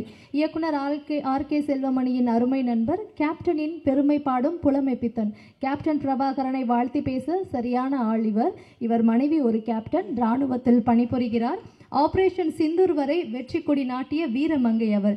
மேடையில் சிங்கமாக கர்ஜிப்பதையும் காமெடியில் புலியாகவும் இருக்கும் சிங்கம் புலி அவர்களை வாழ்த்துரை வழங்க அன்புடன் அழைக்கிறோம். அனைவருக்கும் வணக்கம். இது ஒரே ஒரு நம்ம பிள்ளை ஒரு விஷயம் தப்பாக சொல்லிடுச்சு. அது செல்வமணி சாரோட நண்பர் இல்லை, அவரோட தம்பி நான். அனைவருக்கும் வணக்கம். ஒரு 4-5 பேர்லாம் தூங்கிட்டே எல்லாம் நல்லா இருக்கீங்களா? ஓகே. இப்போ கேப்டன் பிரபாகரன் அப்படின்னா அந்த கேப்டன் பிரபாகரனுக்கும் சிங்கம்புலிக்கும் என்ன இருக்குது? ஒன்றும் இல்லை. ஆனால் எங்கள் கேப்டனுக்கும் சிங்கம்புலிக்கும் என்ன இருக்குது அப்படிங்கிறத ஒரு 3 இன்சிடென்ட் மட்டும் சொல்லிடுறேன். இந்த படம் ஆர்.கே. செல்வமணி சார், அது ராஜ் அந்த ஷோலே படத்துக்கு அப்புறம் மிகப்பெரிய படம். அதை நான் வந்து ஓசியில் பார்க்கணும்னு சொல்லி சேம்பரில் போய் உட்காந்து அடி வாங்கி வெளியே வந்தது. அதெல்லாம் எடுத்த கதை விட்டுருங்க. அவர் செல்வமணி சாரோட தம்பி ராஜா என்னோடய க்ளோஸ் ஃப்ரெண்டு. உங்கள் அண்ணன் என்ன செய்கிறாரு, எப்படி பேசுகிறாருன்னு பொழுதுனையும் கேட்டுக்கிட்டே இருப்பேன். சும்மா இருந்தேன் சொன்னேன்ட்டே இருப்பார். நான் வந்து உதவி இயக்குனராக இருக்கும் பொழுது, அதாவது என்னால் வந்து சினிமாவுக்கு வர்றதுக்கு முன்னாடி எனக்கு ஒரு லாஸு அப்படின்னா செல்வமணி என்னன்னால தான். என் வீட்டு பெட்ஷீட் காணா போச்சு. எங்கன்னா எங்கள் ஊர் பெரியவளம் பக்கத்தில் கும்பக்கரையில் ஆட்டமா தேரோட்டமா சாங்கு நைட் எஃபெக்ட் 3 மணி 4 மணிக்கு தான் சாங் முடியுது. அந்த சாங்கை பார்க்கணும்னா அந்த ஃபால்ஸுக்கு போனோம்னா ஒரு ஷாட் எடுப்பாங்க, அதுக்கப்புறம் பிரேக் விட்டுருவாங்க. நான் அந்த பாறையில் போய் பெட்ஷீட்டை வச்சு பொத்தி படுத்துட்டேன். அப்புறம் திருப்பி ஆட்டமானது இங்கேயே ஓடுறாங்கடான்னு ஓடினேன். திருப்பி வந்து பார்த்தேன் பெட்ஷீட்டை காணோம். அதுக்கப்புறம் சைக்கிள் பஞ்சரு.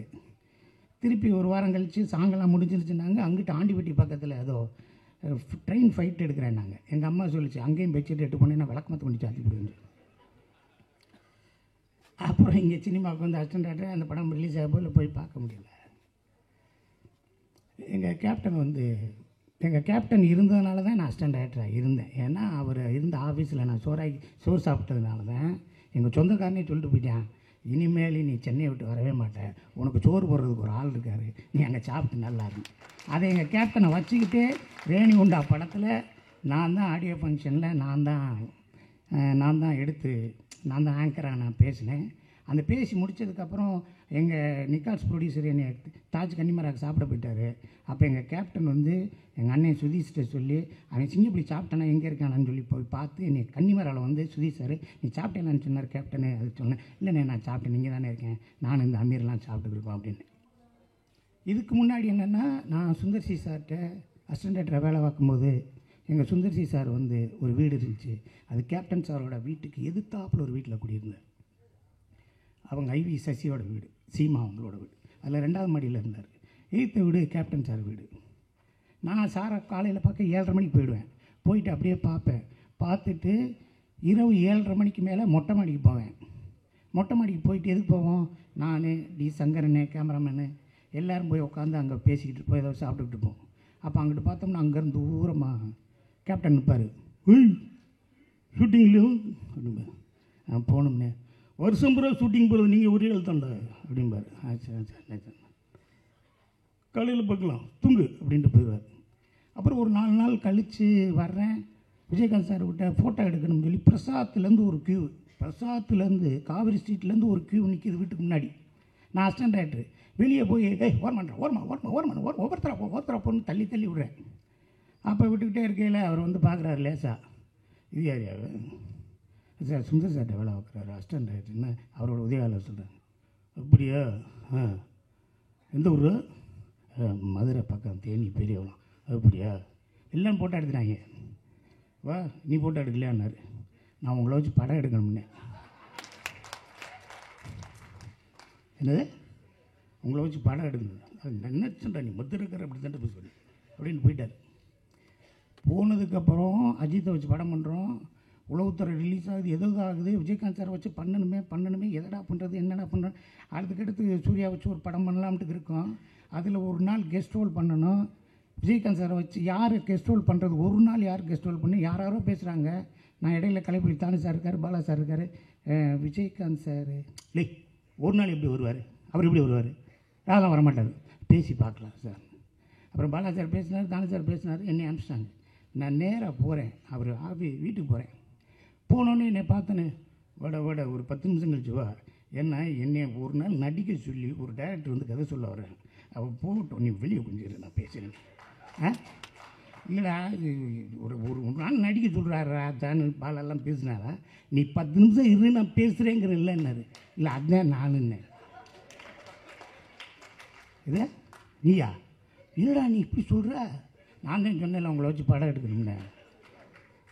இல்லை நான் அடிக்க மாட்டேன்டா ஒரு நாள். நான் எப்படி இல்லை நீ அடிச்சேன்னா நான் அத்தனை பேர்த்துக்கு நடிக்கணும், அதெல்லாம் நடிக்கணும். அவ்வளோ நீங்கள் அடிக்கலை நான் எப்படி படம் ஒன்றுப்பா விசூரியா நானுமா அப்படியா விசூரியா நடிக்குதா வரேன்டா போடான்ட்டு. ஒரு 10 நாள் கழித்து டேட்டு கொடுக்குறாரு. ஃபிலிம் இன்ஸ்டியூட்டுக்கு போகிறேன், அவர் நடிச்சுக்கிட்டு இருக்காரு. சார் என்கிட்ட நான் மேனேஜர் போயிட்டேன், நான் வந்துட்டேன் போய் சொல்லுங்கள் டேரக்டர் நான் வந்துட்டோம், கேமராமேன் ரத்ன வெள்ளம் வந்துட்டோம் உள்ளே போங்கன்னு. உள்ளே போனேன் சார் யூனிட்டே வந்திருக்குன்னு. அவனை போன முடியும் உன்னை யார் யூனிட்டை கூப்பிட்டு வர சொன்னது? அண்ணே படம் எடுக்க முடியலண்ணே, நீங்கள் சூர்யாவில் மீட் பண்ணுற சீன் எடுக்க முடியல. இங்கே கேமரா இருக்குது, இங்கே ஜூனியர் ஆர்டிஸ்ட் இருக்குது, இங்கே டைரக்டர் இருக்காரு, நான் இருக்கேன். நீங்கள் எதுக்கு மேற்கூட செலவழிச்சிக்கிட்டு இருக்கீங்க? நீங்கள் ரத்னவேலு சூர்யா அது 3 பேர் மட்டும் வாங்க, 3 பேர் தான் வரணும். மேனேஜர் கூட கூப்பிட்டு வா அப்படிங்கிறாரு. அவர் ஷூட்டிங்கை 3 மணி நேரம் நிப்பாட்டிட்டு அவர் ஷூட்டிங்கில் என்ன வேணும், நான் எங்கே நிற்கிறேன் சூர்யா சார் நான் ஒரு மாலையை போகிறேன். எதுக்கு சூர்யா மாலை செலவுலாம் அப்படிங்கிறார். 3 மணி நேரம், 1 மணி நேரம் கேப்டன் ஷூட்டிங் எவ்வளோ செலவாகும் பாருங்க. அவ்வளவு நல்ல மனுஷன். டப்பையும் கூப்பிட்டு போகிறேன், அப்பயும் ஒரு பொக்கையை கொடுக்குறேன். இல்லை இந்த வர்றது டிரைவர் இவருக்கு 500 ரூபா கொடுக்குறா, இதுக்குடா ஏன்டா இப்படி பண்ணுற. இவ்வளவு நடந்துருச்சுங்க. தம்பி விஜய் பிரபாகரோட தம்பி சின்னவர் செம்ம பாண்டியன், அவர் படம் மலேசியாவில் படம். அந்த படத்துக்கு நான் போய் நடிக்கணும்னு சொன்னாங்க. ஏதோ பேச்சுவார்த்தை, யாரோ ஏதோ பொருளை கிளப்பிட்டு ஏதோ போயிடுச்சு. கேப்டன் போயிடுச்சு, என்ன சிங்கப்புலி காசு கேட்டான் அப்படிங்கிற மாதிரி போயிடுச்சு. அண்ணே இல்லைன்னேங்கிற பிறகு நான் தகவல் சொல்லிட்டேன், நீ மலேசியாவுக்கு வாடாட்டார். நானும் போயிட்டேன். போய் ஒரு ஹில்டனோ மேரியடு ஒரு பெரிய ஸ்டார் ஹோட்டலில் இருந்துச்சு. 4 மணிக்கு மேக்கப் போட்டேன். 4 மணிக்கு மேக்கப் பண்ண போனேன். அப்போ என்னை வந்து இன்னும் கொஞ்சம் இப்போ பாருங்கள் முடியும், இதுக்கு மேலே ஒன்றும் இல்லை, இன்னும் கொஞ்சம் நல்லா முடி வெட்டி மண்டையில் உள்ட்டாவெல்லாம் வச்சு ஒரு டாட்டு உள்ளாங்க வெட்டி அப்படியே போயிட்டாங்க. காலையில் பஃபேல போய் சாப்பிடுங்கன்றாரு. நான் அப்படியே கீழே இறங்குறேன். கேப்டன் அங்கே முன்னாடி உட்காந்து ஏதோ ஓட்ஸ் ஏதோ சாப்பிட்டுட்டு இருக்காரு. சரி இப்போ எதுக்கு வேற பேசணும், அப்புறம் பேசிக்கலாம்னு மலேசியாவில். அப்படியே நான் ஓரமாக போகிறேன். என்னை அப்படியே பார்க்குறாரு. பார்த்துட்டு மேக்கப் பண்ண கூப்பிடியா, மேக்கப் பண்ண வந்தார். இந்த ஒருத்தன் போகிறேன் மாதிரியா டவுசரை போட்டு தோடுகிடலாம் மாட்டி அவனை மாதிரியே சிங்கப்பிள்ளைக்கு மேக்கப் போடியான்னார். அவர் மேக்கப் மேன் பார்த்துட்டு சார் அவர் தான் சார் சிங்கப்பிள்ளை. ஆமையா நான் அவனை கூப்பியாங்க எவ்வளோ அவனோட நானும் இப்படி தட்டுக்கிட்டெல்லாம் எடுத்துருவேன். என்னடா காலையில் 4 வெண்ணி முட்டையா அப்படின்னாரு. அவனை அப்படின்னு ஏன் என்னை பார்க்காம அங்கிட்டு போகிறேன். இல்லைண்ணா உங்களுக்கு தொந்தரவு, இவாடா இவங்க இன்னமும் படம் எடுத்துக்கிட்டு இருக்காங்க, அதை பற்றி நம்ம தனியாக டிஸ்கஸ் பண்ணோம்னாரு. 4 நாள் தாங்க ஷூட்டிங்க, 16 நாள் கூட இருந்தேன். என் கூடயே இருப்பார். அப்படி நடந்து போகும்போது என் தோள்பட்டிலே கை வச்சுருப்பார். ஏன்டா சிங்க அப்படின்னு பேர் வச்சாங்க, நீ ஏன்டா அண்ணனுக்கு என்ன கதை ஒன்றும் இல்லை, நீ என்னடா செய்கிற, சரி இந்த சீனை எப்படா எடுக்கலாம். ஆனால் நீங்கள் அந்த ரைஸ் மில் நான் பழைய கதையை கேட்பேன், உன்னை கொன்றுவேன், என்னை பேச வச்சுக்கிட்டே இருக்காது, பேசாமல் இருப்பார். ஆனால் என் கூடவே இருப்பார். அந்த ஒரு நல்ல மனிதர், மிகப்பெரிய மனிதர். நான் பேசிக்கிட்டே இருந்த 10 புத்தகம் எழுதுவேன் எங்கள் அண்ணனை பற்றி. எங்கள் அண்ணன் கேப்டன் பெறுவார், கேப்டன் பேர் கொடுத்த எங்கள் அண்ணன் செல்வமணியன் எனக்கு வாழ்த்துக்களை சொல்லிக்கிறேன். அவர் புகழ் என்றைக்கு இருக்கட்டும். சில பேர் இது அதாவது பூவில் ஒரு பூ இருக்குல்ல, பூவில் ஒரு பூக்குள்ளே தேன் இருக்கும்பா. அந்த பூக்குள்ளே தேன் இருக்காது. எல்லாரும் சொல்லுவாங்க பூக்குள்ளே ஒரு தேன் இருக்குது. அதுக்கு பேர் தேன் இல்லை, அது பேர் பூந்தேன். அந்த பூந்தேனை குடிச்சிட்டு போயிட்டா தேனடையில் இருக்க தேனில் அந்த தேனை கக்கி அதை தேனை உருவாக்கும். அதுதான் தேன். இங்கே இருக்குது பூந்தேன். எல்லோரும் பூக்குள்ளே தேன் இருக்குன்னு ஸ்பூனில் ஊற்றி விட்டாங்க. அதெல்லாம் ஒன்றுமே கிடையாது. அது மாதிரி எங்கள் அண்ணனை பற்றி அருமை, எங்கள் கேப்டனை பற்றி அருமை மக்களே உங்களுக்கு புரியாமல் போயிடுச்சு. அவரை பற்றி புரியாமல் போயிடுச்சு. அவர் தோல்வியில் அடையலை, அவரை துரோகம் தான் வீழ்த்துச்சு. எங்கள் அண்ணன் விட்டதை என் தம்பி விஜயபிரபாரன் கொண்டு வருவார். எங்கள் அண்ணியார் இருக்காங்க, அவங்க கொண்டு வருவாங்க. நீங்கள் நல்லபடியாக இருக்கணும். சினிமாவுக்கு செஞ்ச போல் இன்னும் மக்களுக்கு செய்யணும்னு நினைக்கிறீங்க. விருதுநர் கைவிட்டாலும் நீ உங்களை எதுவுமே கைவிடாது. கவலைப்படாமல் இருங்க. அனைவருக்கும் வாழ்த்துக்கள். கேப்டன் பிரபாகரன் ஓட போகுதுன்னு எல்லாரும் சொல்லிட்டாங்க. எல்லோரும் பார்க்கத்தான் போகிறோம். என்னுடைய 200 ரூபா பாக்கெட்டில் இருக்குது, என் குழந்தைகிட்ட இருக்குது, என் மனைவிட்ட இருக்குது. என்னுடைய 1200 படம் வர்ற ரிலீஸ் அன்றைக்கி எங்கள் அண்ணன் படத்துக்கு இருக்கும். நன்றி நன்றி நன்றி, வாழ்த்துக்கள். மிக்க நன்றி சார். இயக்குனர் திரு வசந்தபாலன் அறிமுகப்படுத்திய வெயில் திரையுலகம் உள்ளவரை இவர் மீது என்றும் வெளிச்சமாகவே இருக்கும். எழிலின் மனம் கொத்திய பறவை சிலரின் அன்பிற்கு மட்டுமே அடங்கும். தேசிங்க ராஜா, இப்படி திரையுலகம், சங்கம், அரசியல், பல விழாக்கள் என்று பிஸியாக ஓடிக்கொண்டிருக்கும் எழுத்தாளர், இயக்குனர், நடிகர், தென்னிந்திய திரைப்பட எழுத்தாளர்கள் சங்கத்தின் துணைத் தலைவர் திரு ரவிமரியா அவர்களை வாழ்த்துரை வழங்க அன்புடன் அழைக்கிறோம். மேடையில் வீட்டிருக்கும் ஜாம்பவான்களே, பாசமிகு பத்திரிகை நண்பர்களே, இணையதள வலையத்தள தோழர்களே, தோழிகளே, உங்கள் அனைவருக்கும் இரவு நேர வணக்கம். இந்த விழாவுக்கு வந்தது காரணமே ரெண்டு விஷயம்தான். ஒன்று, இந்த படத்தின் captain of the ship R K. Selvamani sir என்னுடைய அன்பு சகோதரர், என்னுடைய உடன்பிறந்த சகோதரர். என்னுடைய 25-28 வருட சினிமா வாழ்வை ஒரு 20 வருடம் அவரோட தான் நான் கழிச்சிருக்கேன். இன்றொன்று, ஒரு மனிதனை பற்றி ஒரு மனிதன் பேசுவது, ஒரு மனிதத்தை பற்றி ஒரு மனிதன் பேசும் விழாவை நான் பார்க்குறேன். கேப்டன் விஜயகாந்த் அவர்கள் மனிதராக பிறந்து மனித தெய்வமானார். அது எல்லாருக்குமே தெரியும். நான் நீ கோயம்பேட்டில் ஒரு ஹோட்டலில் பில்லு செட்டில் பண்ணிட்டு திரும்பி வரும்போது கேப்டன் ஆலயம் அப்படின்னு ஒரு போர்டு பார்த்தேன் அவருடைய ஆஃபீஸில். அந்த போர்டு நான் முன்னாடியெல்லாம் பார்த்ததில்லை. ஏன் கேப்டன் ஆலயம்னு பேர் வச்சுருக்காங்க அப்படின்னு நான் நினைக்கும் போது, சமீப காலமாக நாகர்கோவிலேருந்து, திருநெல்வேலியிலேருந்து, மதுரையிலேருந்துலாம் நிறையா பேர் அங்கே வந்துட்டு மதிய ஒரு வேளை சாப்பிட்டு அவருடைய சமாதியில் உள்ள திண்ணூறு எடுத்து பூசிக்கிறதா கேள்விப்பட்டேன். எங்கள் சொந்தக்காரங்களே அதை பண்ணிட்டு எங்கள் வீட்டுக்கு வந்தாங்க, அதை சொன்னாங்க. ஸோ ஒரு மனிதனாக பிறந்து கதாநாயகனாக உயர்ந்து மறைந்ததுக்கப்புறம் தெய்வமாறது எனக்கு தெரிஞ்சு யாருக்குமே புரட்சி தலைவர் எம்ஜிஆருக்கு அப்புறம் தமிழ் சினிமாவில் புரட்சி கலைஞர் விஜயகாந்த் தான். அவரை பற்றிய புகழ் பாடுவதை, அவருடைய மனிதத்தை நிறைய பேர் பேசுவாங்க. அதை நம்ம கேட்கணும். நாம் வாழ்கிற காலத்திற்குள் அதில் ஒரு 10% வாழ்ந்துடணும் அப்படிங்கிறது அந்த ஃபங்க்ஷனுக்கே நான் வந்தேன். எனக்கு இந்த ட்ரெய்லர் பார்க்கும்போது பொதுவாக எல்லாருக்கும் பெப்சி தலைவர் எனக்கு ஆர்.கே. அண்ணன். அவர் பேசும்போது எப்பயுமே கம்பீரமாக பேசுவார், கம்பீரமாக அப்படியே தொடங்குவார். மைக்கை அட்ஜஸ்ட் பண்ண வேண்டிய அவசியமே இல்லை. மைக்கு எந்த ரேஷன் நின்னாலும் அந்த கம்பீரம் அப்படியே ரியாக்ட் பண்ணும். ஆனால் இன்றைக்கி அவர் பேசும்போது நான் தள்ளுக்குது, உடம்பு நடுங்குது. அவருக்கு வாய்ஸ் வரல. லிங்குசாமி சார் கூட மைக்கு கொஞ்சம் அட்ஜஸ்ட் பண்ண சொல்லுங்க ரவி, வாய்ஸ் வரலனார். இல்லை, மைக்கு நல்லா தான் இருக்கு, அவருடைய நிலைமை தான் ரொம்ப வைப்ரேஷனாக இருக்குது. கிட்டத்தட்ட ஒரு 20 வருட காலம் சங்கங்களுக்காகவே உழைத்து, சங்கத்தின் உறுப்பினர்கள் நலனுக்காகவே உழைத்து சினிமாவை மறந்தே போயிட்டார். அப்படிங்கிற ஒரு சூழ்நிலையில் இந்த கமலா தேட்டரில் இவ்வளோ பெரிய ஸ்க்ரீனில் இந்த ட்ரெய்லருக்கு விழுந்த கைத்தட்டு, அந்த வைப்ரேஷன் அவர் கிரியேட் பண்ணி ஒரு கண்ணில் ஒரு கிளிட்டரிங் ஃபார்ம் ஆனதை நான் பார்த்தேன். நீங்கள் நம்ப மாட்டீங்க, ஒரு 6 வருஷத்துக்கு முன்னாடி ஒரு கதை பண்ணுறோம் நானும் அவரும் அவருடைய ஆஃபீஸில் உட்காந்து. எனக்கு எப்போல்லாம் ஷூட்டிங் பிரியோ அப்போல்லாம் நான் உட்காந்து கதை பண்ணுவோம். அப்போ இந்த செம்மரை கடத்தலை பற்றி ஒரு கதை சொல்கிறாரு சார். இது கேப்டன் பேருக்கு அப்புறம் இந்த படம் நீங்கள் பண்ணிங்கன்னா ஒரு மிகப்பெரிய வேறு வரும், இதை நீங்கள் பண்ணுவோம் சொல்லிட்டு கிட்டத்தட்ட ஒரு 10 நாள் தொடர்ந்து அவர் ஆஃபீஸ் போய் கதையை பண்ணிகிட்டே இருக்கோம். கிட்டத்தட்ட ஒரு 70% ஸ்கிரிப்ட் முடிஞ்சிருச்சு. அதுக்குள்ளே அவர் மறுபடியும் சங்கத்து மேலே ஒரு ஈர்ப்பு, அப்புறம் அவங்களுடைய மனைவி மந்திரியாக இருக்காங்க, அங்கே போயிட்டு அப்படியே ஒரு பிரேக் விழுந்துச்சு. கரெக்டாக 1 இயர் கழிச்சு புஷ்பான்னு ஒரு படம் ரிலீஸ் ஆகுது. அது அந்த கதை தான். இதுக்கு நான் தான் சாட்சி. ஒன்று என்ன அதிக பிரச்சனை பேச நினைக்காதீங்க. நான் ரொம்ப ஃபீல் பண்ணி ஃபோன் பண்ணேன். இப்போ என்ன சார் நீங்கள் எவ்வளோ பெரிய ஹிட்டை மிஸ் பண்ண தெரியுமா அப்படின்னு ஃபீல் பண்ணேன். அதுக்கப்புறம் வாடா பண்ணணும், டைம் இருக்கா பண்ணுன்னாரு. மறுபடியும் ஒரு பெங்களூருக்கு போகிறோம், ஒரு கதை பண்ணுறோம். இந்த கதையாவது ஒரு டைரக்ஷன் பண்ணுவார்னு நினைக்கிறோம். அதில் ஒரு பிரேக்கு.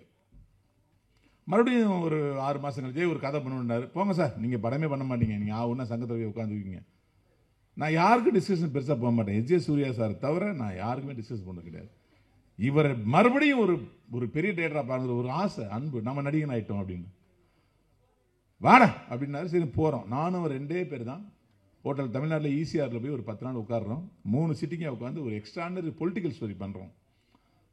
இந்த படத்தையாவது பண்ணிடுவார் அப்படின்னா இந்த எலெக்ஷன் இது பண்ணி ரிலீஸ் பண்ணிடுவான்னு அப்படியே சத்திய வாக்கு பிரமாணம் கொடுக்குறாரு எனக்கு. இதையாவது பண்ணிடலாம் சார் சொல்லிட்டு வெறி கொண்டு உழைக்கிறேன். அதாவது என் ஸ்கிரிப்டுக்கு நான் எப்படி படைப்பணும் அதை விட 4 மடங்கு உடைக்கிறேன்.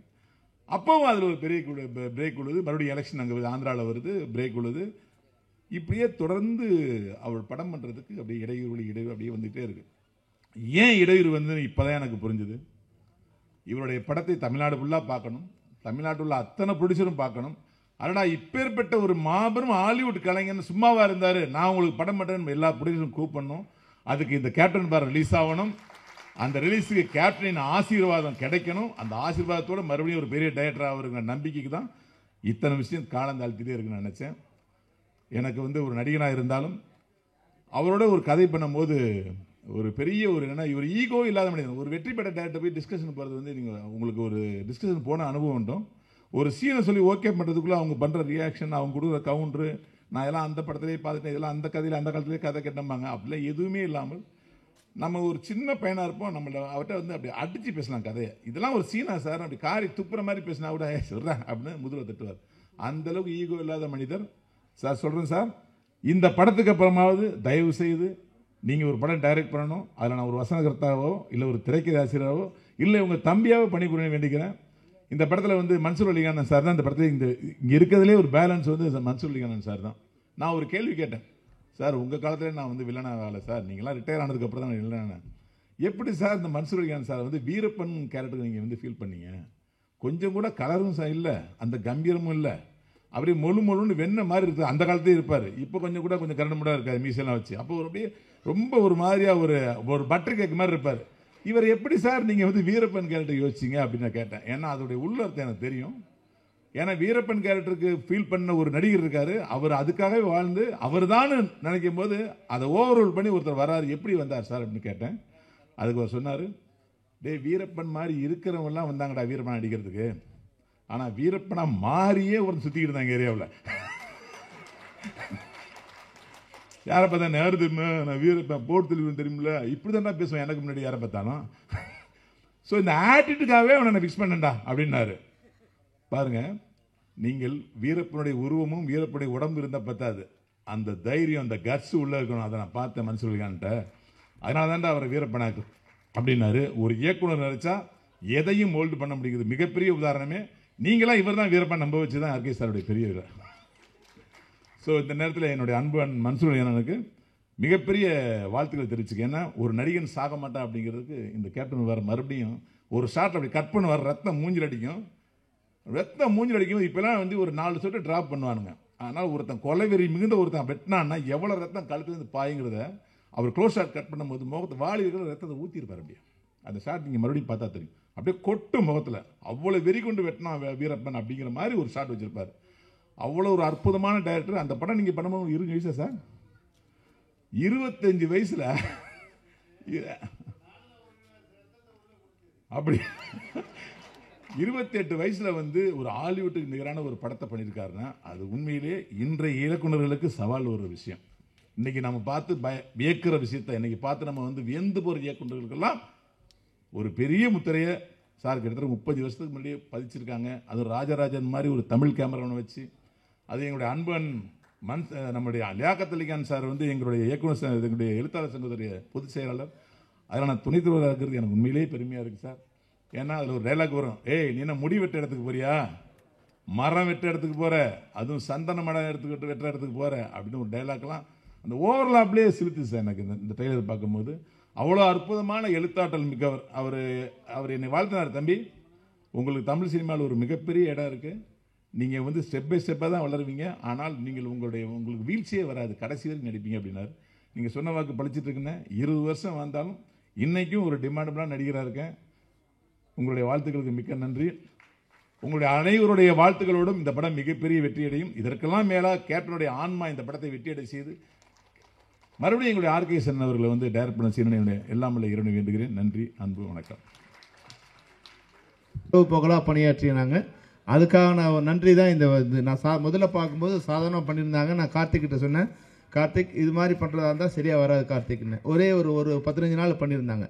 அப்புறம் கார்த்திக் வந்து அபுகிட்ட பேசிட்டு வேறு டெக்னீஷியன்ஸ் கொண்டு வந்து ஏறக்குறைய 6 மாதம் இது ஒரு ஃப்ரேமாக இது பண்ணி நான் சொன்னேன், இப்போ படம் ரீரிலீஸ் பண்ணுறதா இருந்தால் நாங்களாம் அதில் ஜாயின் பண்ணி பண்ணுறதா இருந்தால் இன்றைக்கி மாதிரி இருக்கணும் படம் அப்படின்னு சொன்னோம். அதில் ஒர்க் பண்ண இப்போ டெக்னீஷியன்ஸ் வந்து சிஜி பண்ணவங்களாக இருக்கட்டும், அது ட்ரான்ஸ்ஃபர் பண்ணவங்க ப்ளஸ் எடிட்டர் எல்லாருக்குமே வந்து இந்த நேரத்தில் நான் நன்றி தெரிவிக்க கடமைப்பட்டுள்ளேன். அனைவருக்கும் நன்றி. Thank you sir. அம்ஜத் கான் அடிப்பது போல் நடி என்றால் ஸ்டண்ட் கலைஞர்கள் முதல் கேப்டன் விஜயகாந்த் வரை இவர் உண்மையிலேயே அடித்து உடைத்து இறக்கிய தோள்பட்டைகள் ஏராளம். அரசியலும்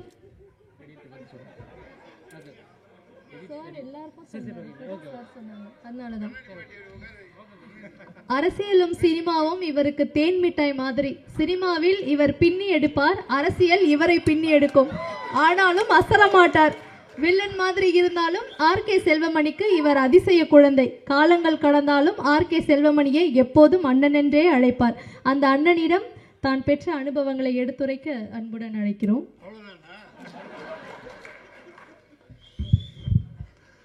யாவருக்கும் வணக்கம். மண்டியிடாத மானத்தோடு வாஞ்சையான உள்ளத்தோடு வீறு கொண்ட வேங்கையாக சீரும் சிறுத்தையாக அடங்க மறுக்கும் அடலேறுவாக அன்பின் உருவமாக வாழ்ந்து இன்னமும் வாழ்ந்து கொண்டிருக்கும் கேப்டனின் 100வது படத்தில் நான் அறிமுகப்படுத்தப்பட்டேன்.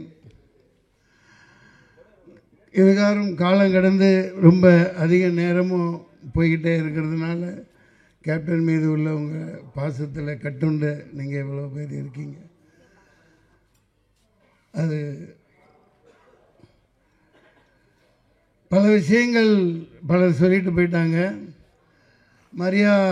ரவி மரியா டைரக்டர் சொன்னார், உண்மைதான். அப்போ நான் வந்து இந்த வீரபத்ரனா நடிக்கையில் வீரப்பன் வெளியே தெரியாது, அவன் மூஞ்சி எப்படி இருக்குன்னு தெரியாது. ஒரே நேரத்தில் 3 படம் வந்துச்சு. புதுநெல்லு புதுநேரத்தில் நான் தான் அந்த நெப்போலியன் ரோல் பண்ணுறது.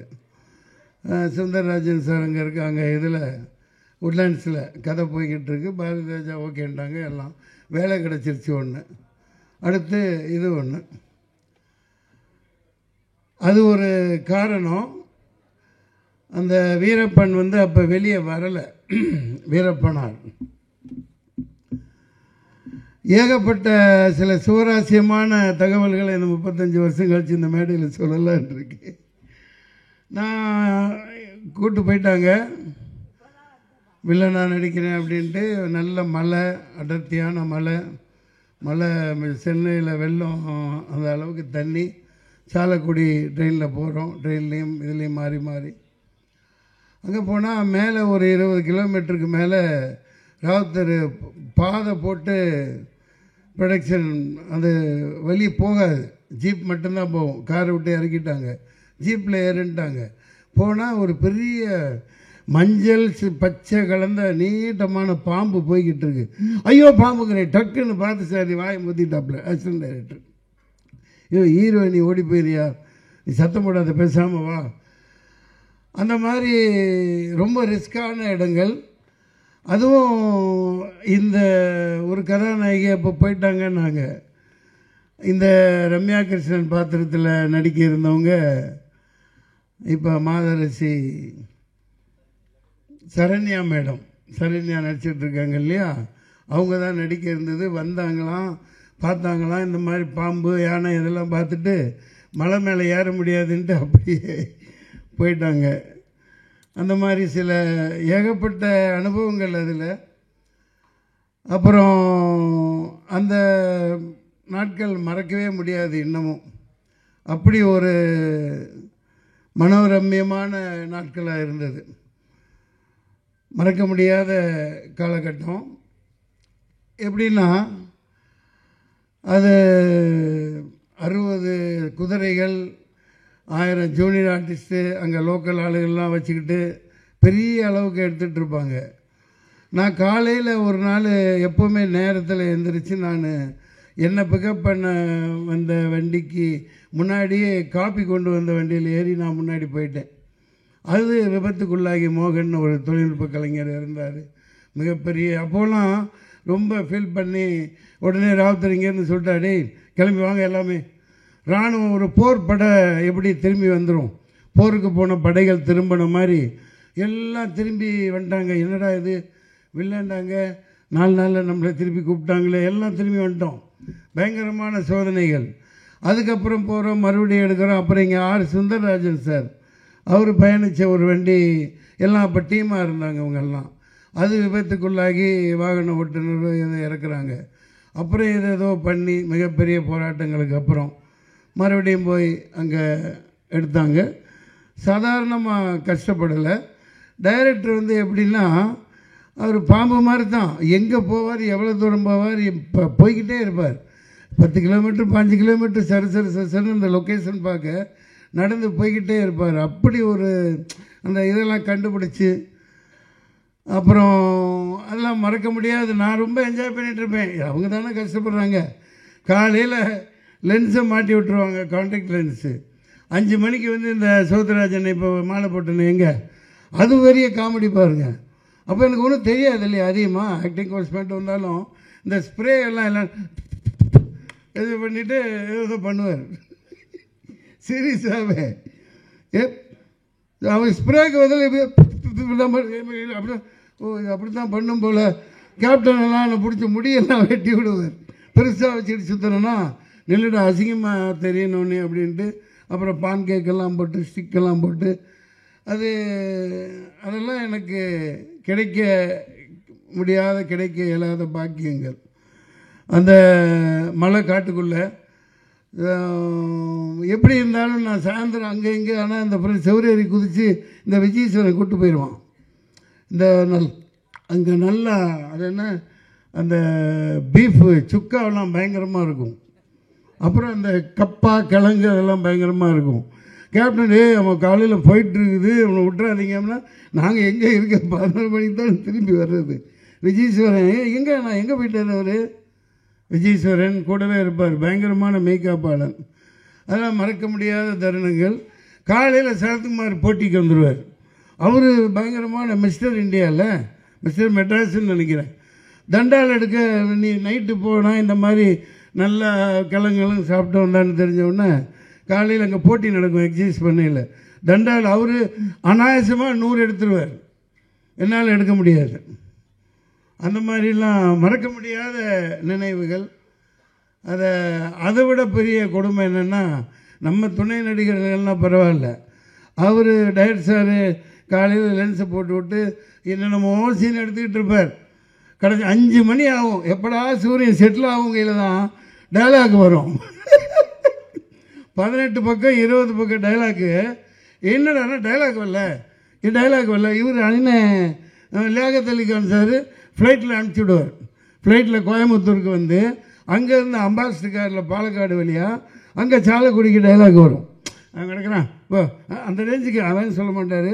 பார்ப்பார், ஏய் நீ பயப்படாது, இந்த 5 மணிக்கு சூரியன் செட் ஆகையில் 40 பேப்பரை வச்சுக்கிட்டு 20 பக்கம் டைலாக் பேச சொல்லுவார். அதுதான் பிரபாகரா உன் பொண்டாட்டியும் பிள்ளையும். அந்த டைலாக் தெரியும், அது ட்ரெய்லரில் வரல சரியா.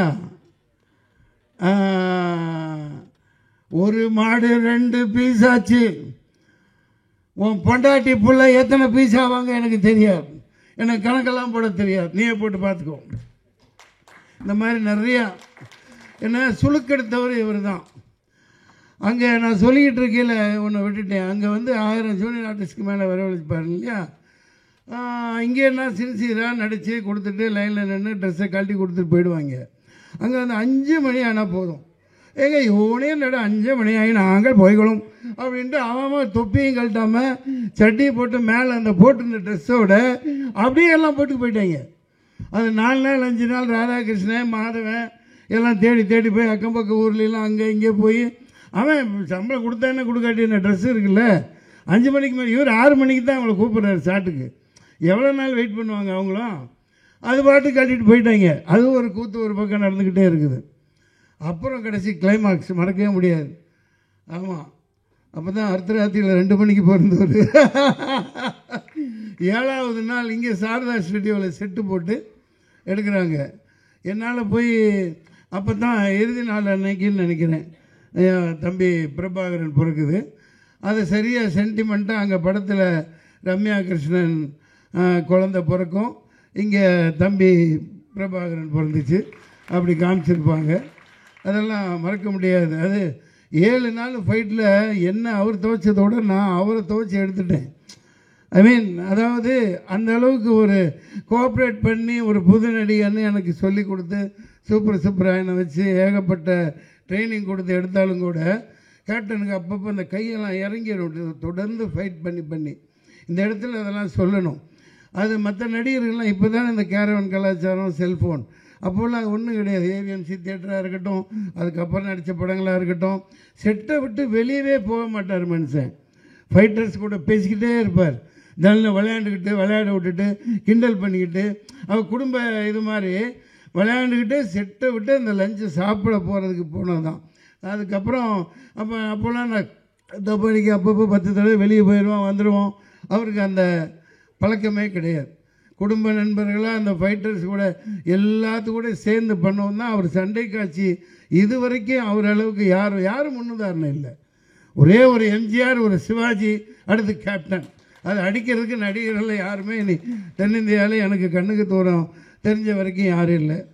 அந்தளவு ஒரு அற்புதமான மனிதராக இன்னும் நம்மள்கிட்ட வாழ்ந்துக்கிட்டு இருக்கார், வாழ்வார். ஆமாம், இன்னும் நிறைய விஷயங்கள் விட்டுட்டேன், சொல்ல முடியாத விஷயங்கள்லாம் இருக்குது.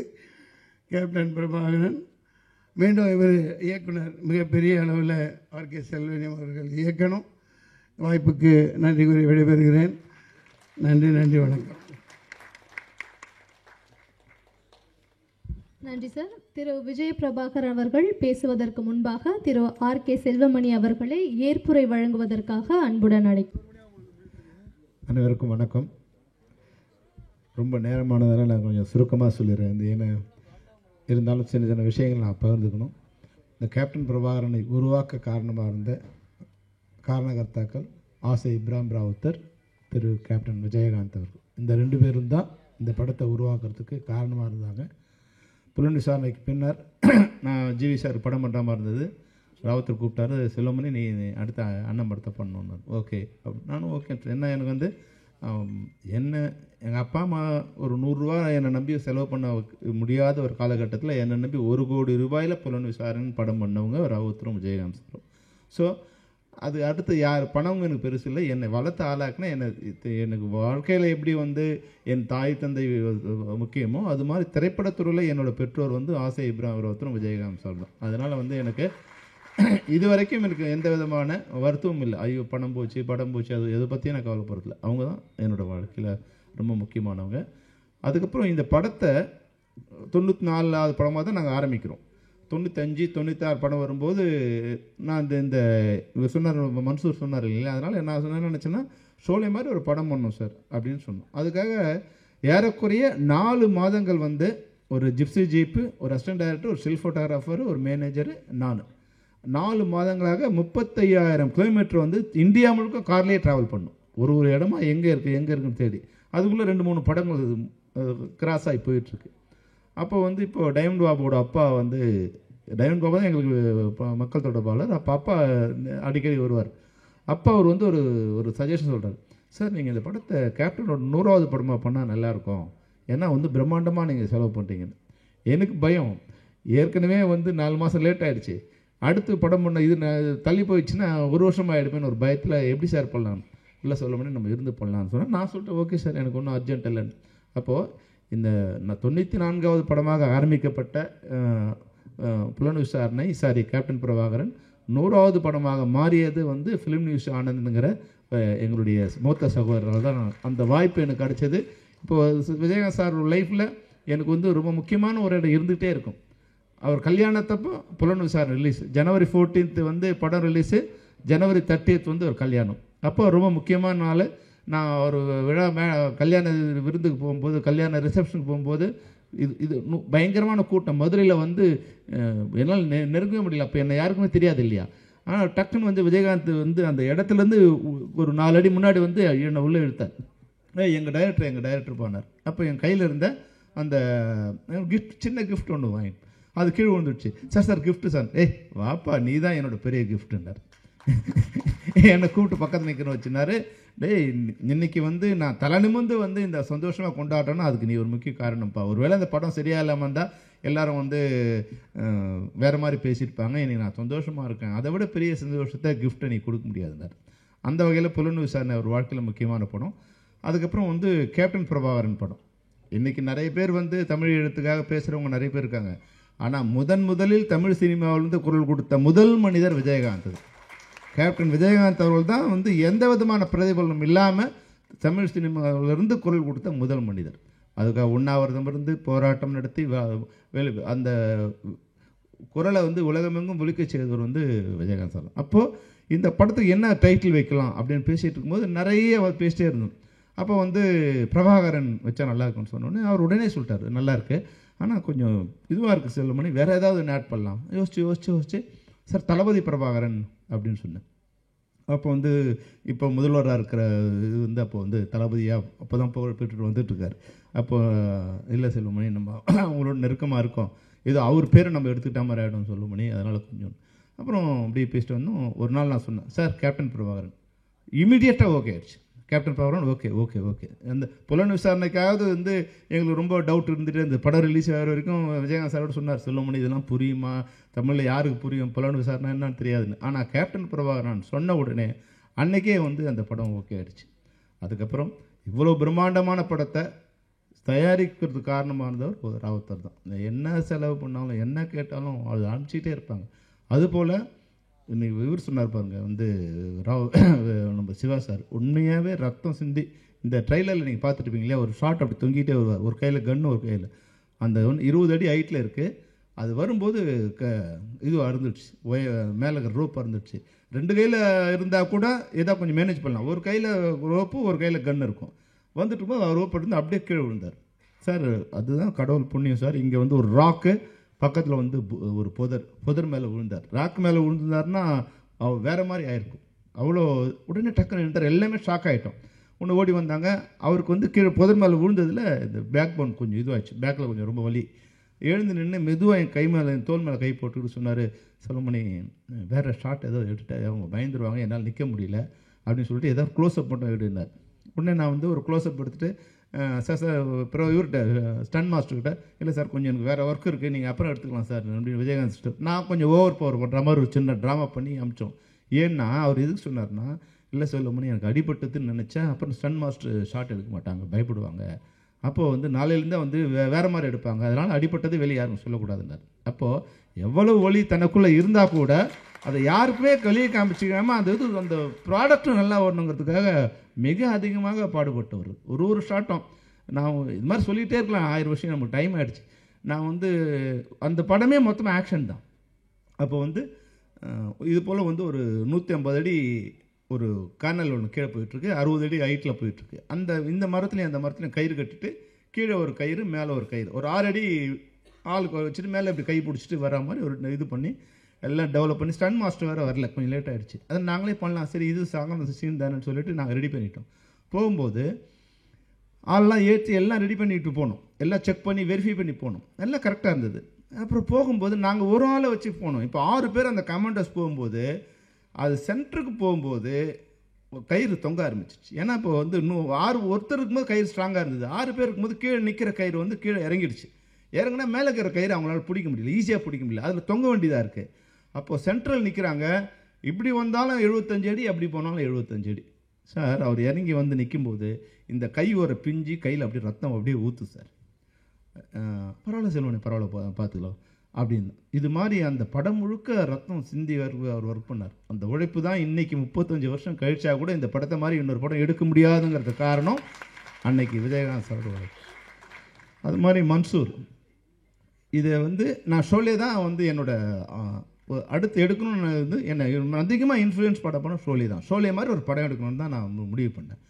அப்போ வந்து அம்ஜத் கான் மாதிரி அதை வந்து இது பண்ண வந்துச்சேன். அப்போ யாரை போடலான்னா யாரையாவது ஒருத்தர் போட்டோமா அது வந்து அவங்களோட இமேஜ் தான் இருக்கும். இப்போ ராதாரவி சிறப்பு இருக்கார், அது மாதிரி அந்த இமேஜ் வந்துடும். இப்போ வந்து அது இருக்கக்கூடாது. அப்போ யாரை புதுசாக போடலாம் அப்படின்னு புதுசாக போடுறது முடிவு பண்ணிட்டோம். புதுசாக போன பிறகு அப்புறம் வந்து மன்சூர் அலிகான். இப்போ ரவி மரியா சொன்ன மாதிரி மன்சூர் அலிகான் ரொம்ப அழகாக இருப்பார். கொஞ்சம் ஃபெமைனின் வேறு இருக்கும். அவர் நடக்கும்போது ஒரு சின்ன ஒரு ஒரு டான்ஸராக இருந்ததால் ஒரு சின்ன ஒரு பெண்மை வேறு இருக்கும்.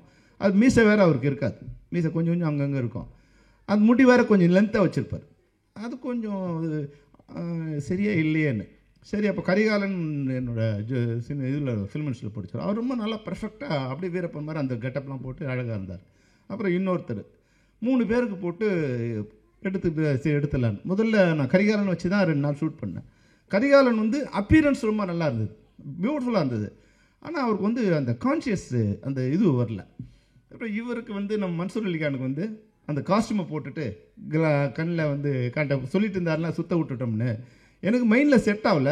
அதனால் வந்து அது பார்த்துனே இருக்கேன். இவங்க காஸ்டியூம்லாம் போட்டு விட்டுட்டு இவங்க போட்டு நடவடிக்கையெல்லாம் கவனிச்சுட்டே இருக்கேன். மன்சூர் வந்து ஒரு நாள் வந்து அந்த காதில் கடுக்கணும் மாதிரின்னா இவருக்கு ஓட்டை இல்லை, அதனால் ஒட்ட வைக்கணும். இது வந்து நினச்சா மதியானத்துக்கு மேலே அந்த இது வந்து கீழே காஞ்சதால் கீழே விழுந்துடுச்சு. அப்போ காஸ்டியூமரை கூப்பிட்டு அந்த இது கடுக்கனை எடுங்கிறார். அவன் வந்து ராஜேந்திரன் இப்போ வந்தார் இல்லையா, ராஜேந்திரன் மனைவி வந்தான். அவர் ராஜேந்திரன் அப்போ தான் விஜயகாந்த் சாரோட 100 படம் ஒர்க் பண்ண காஸ்டியூமர்.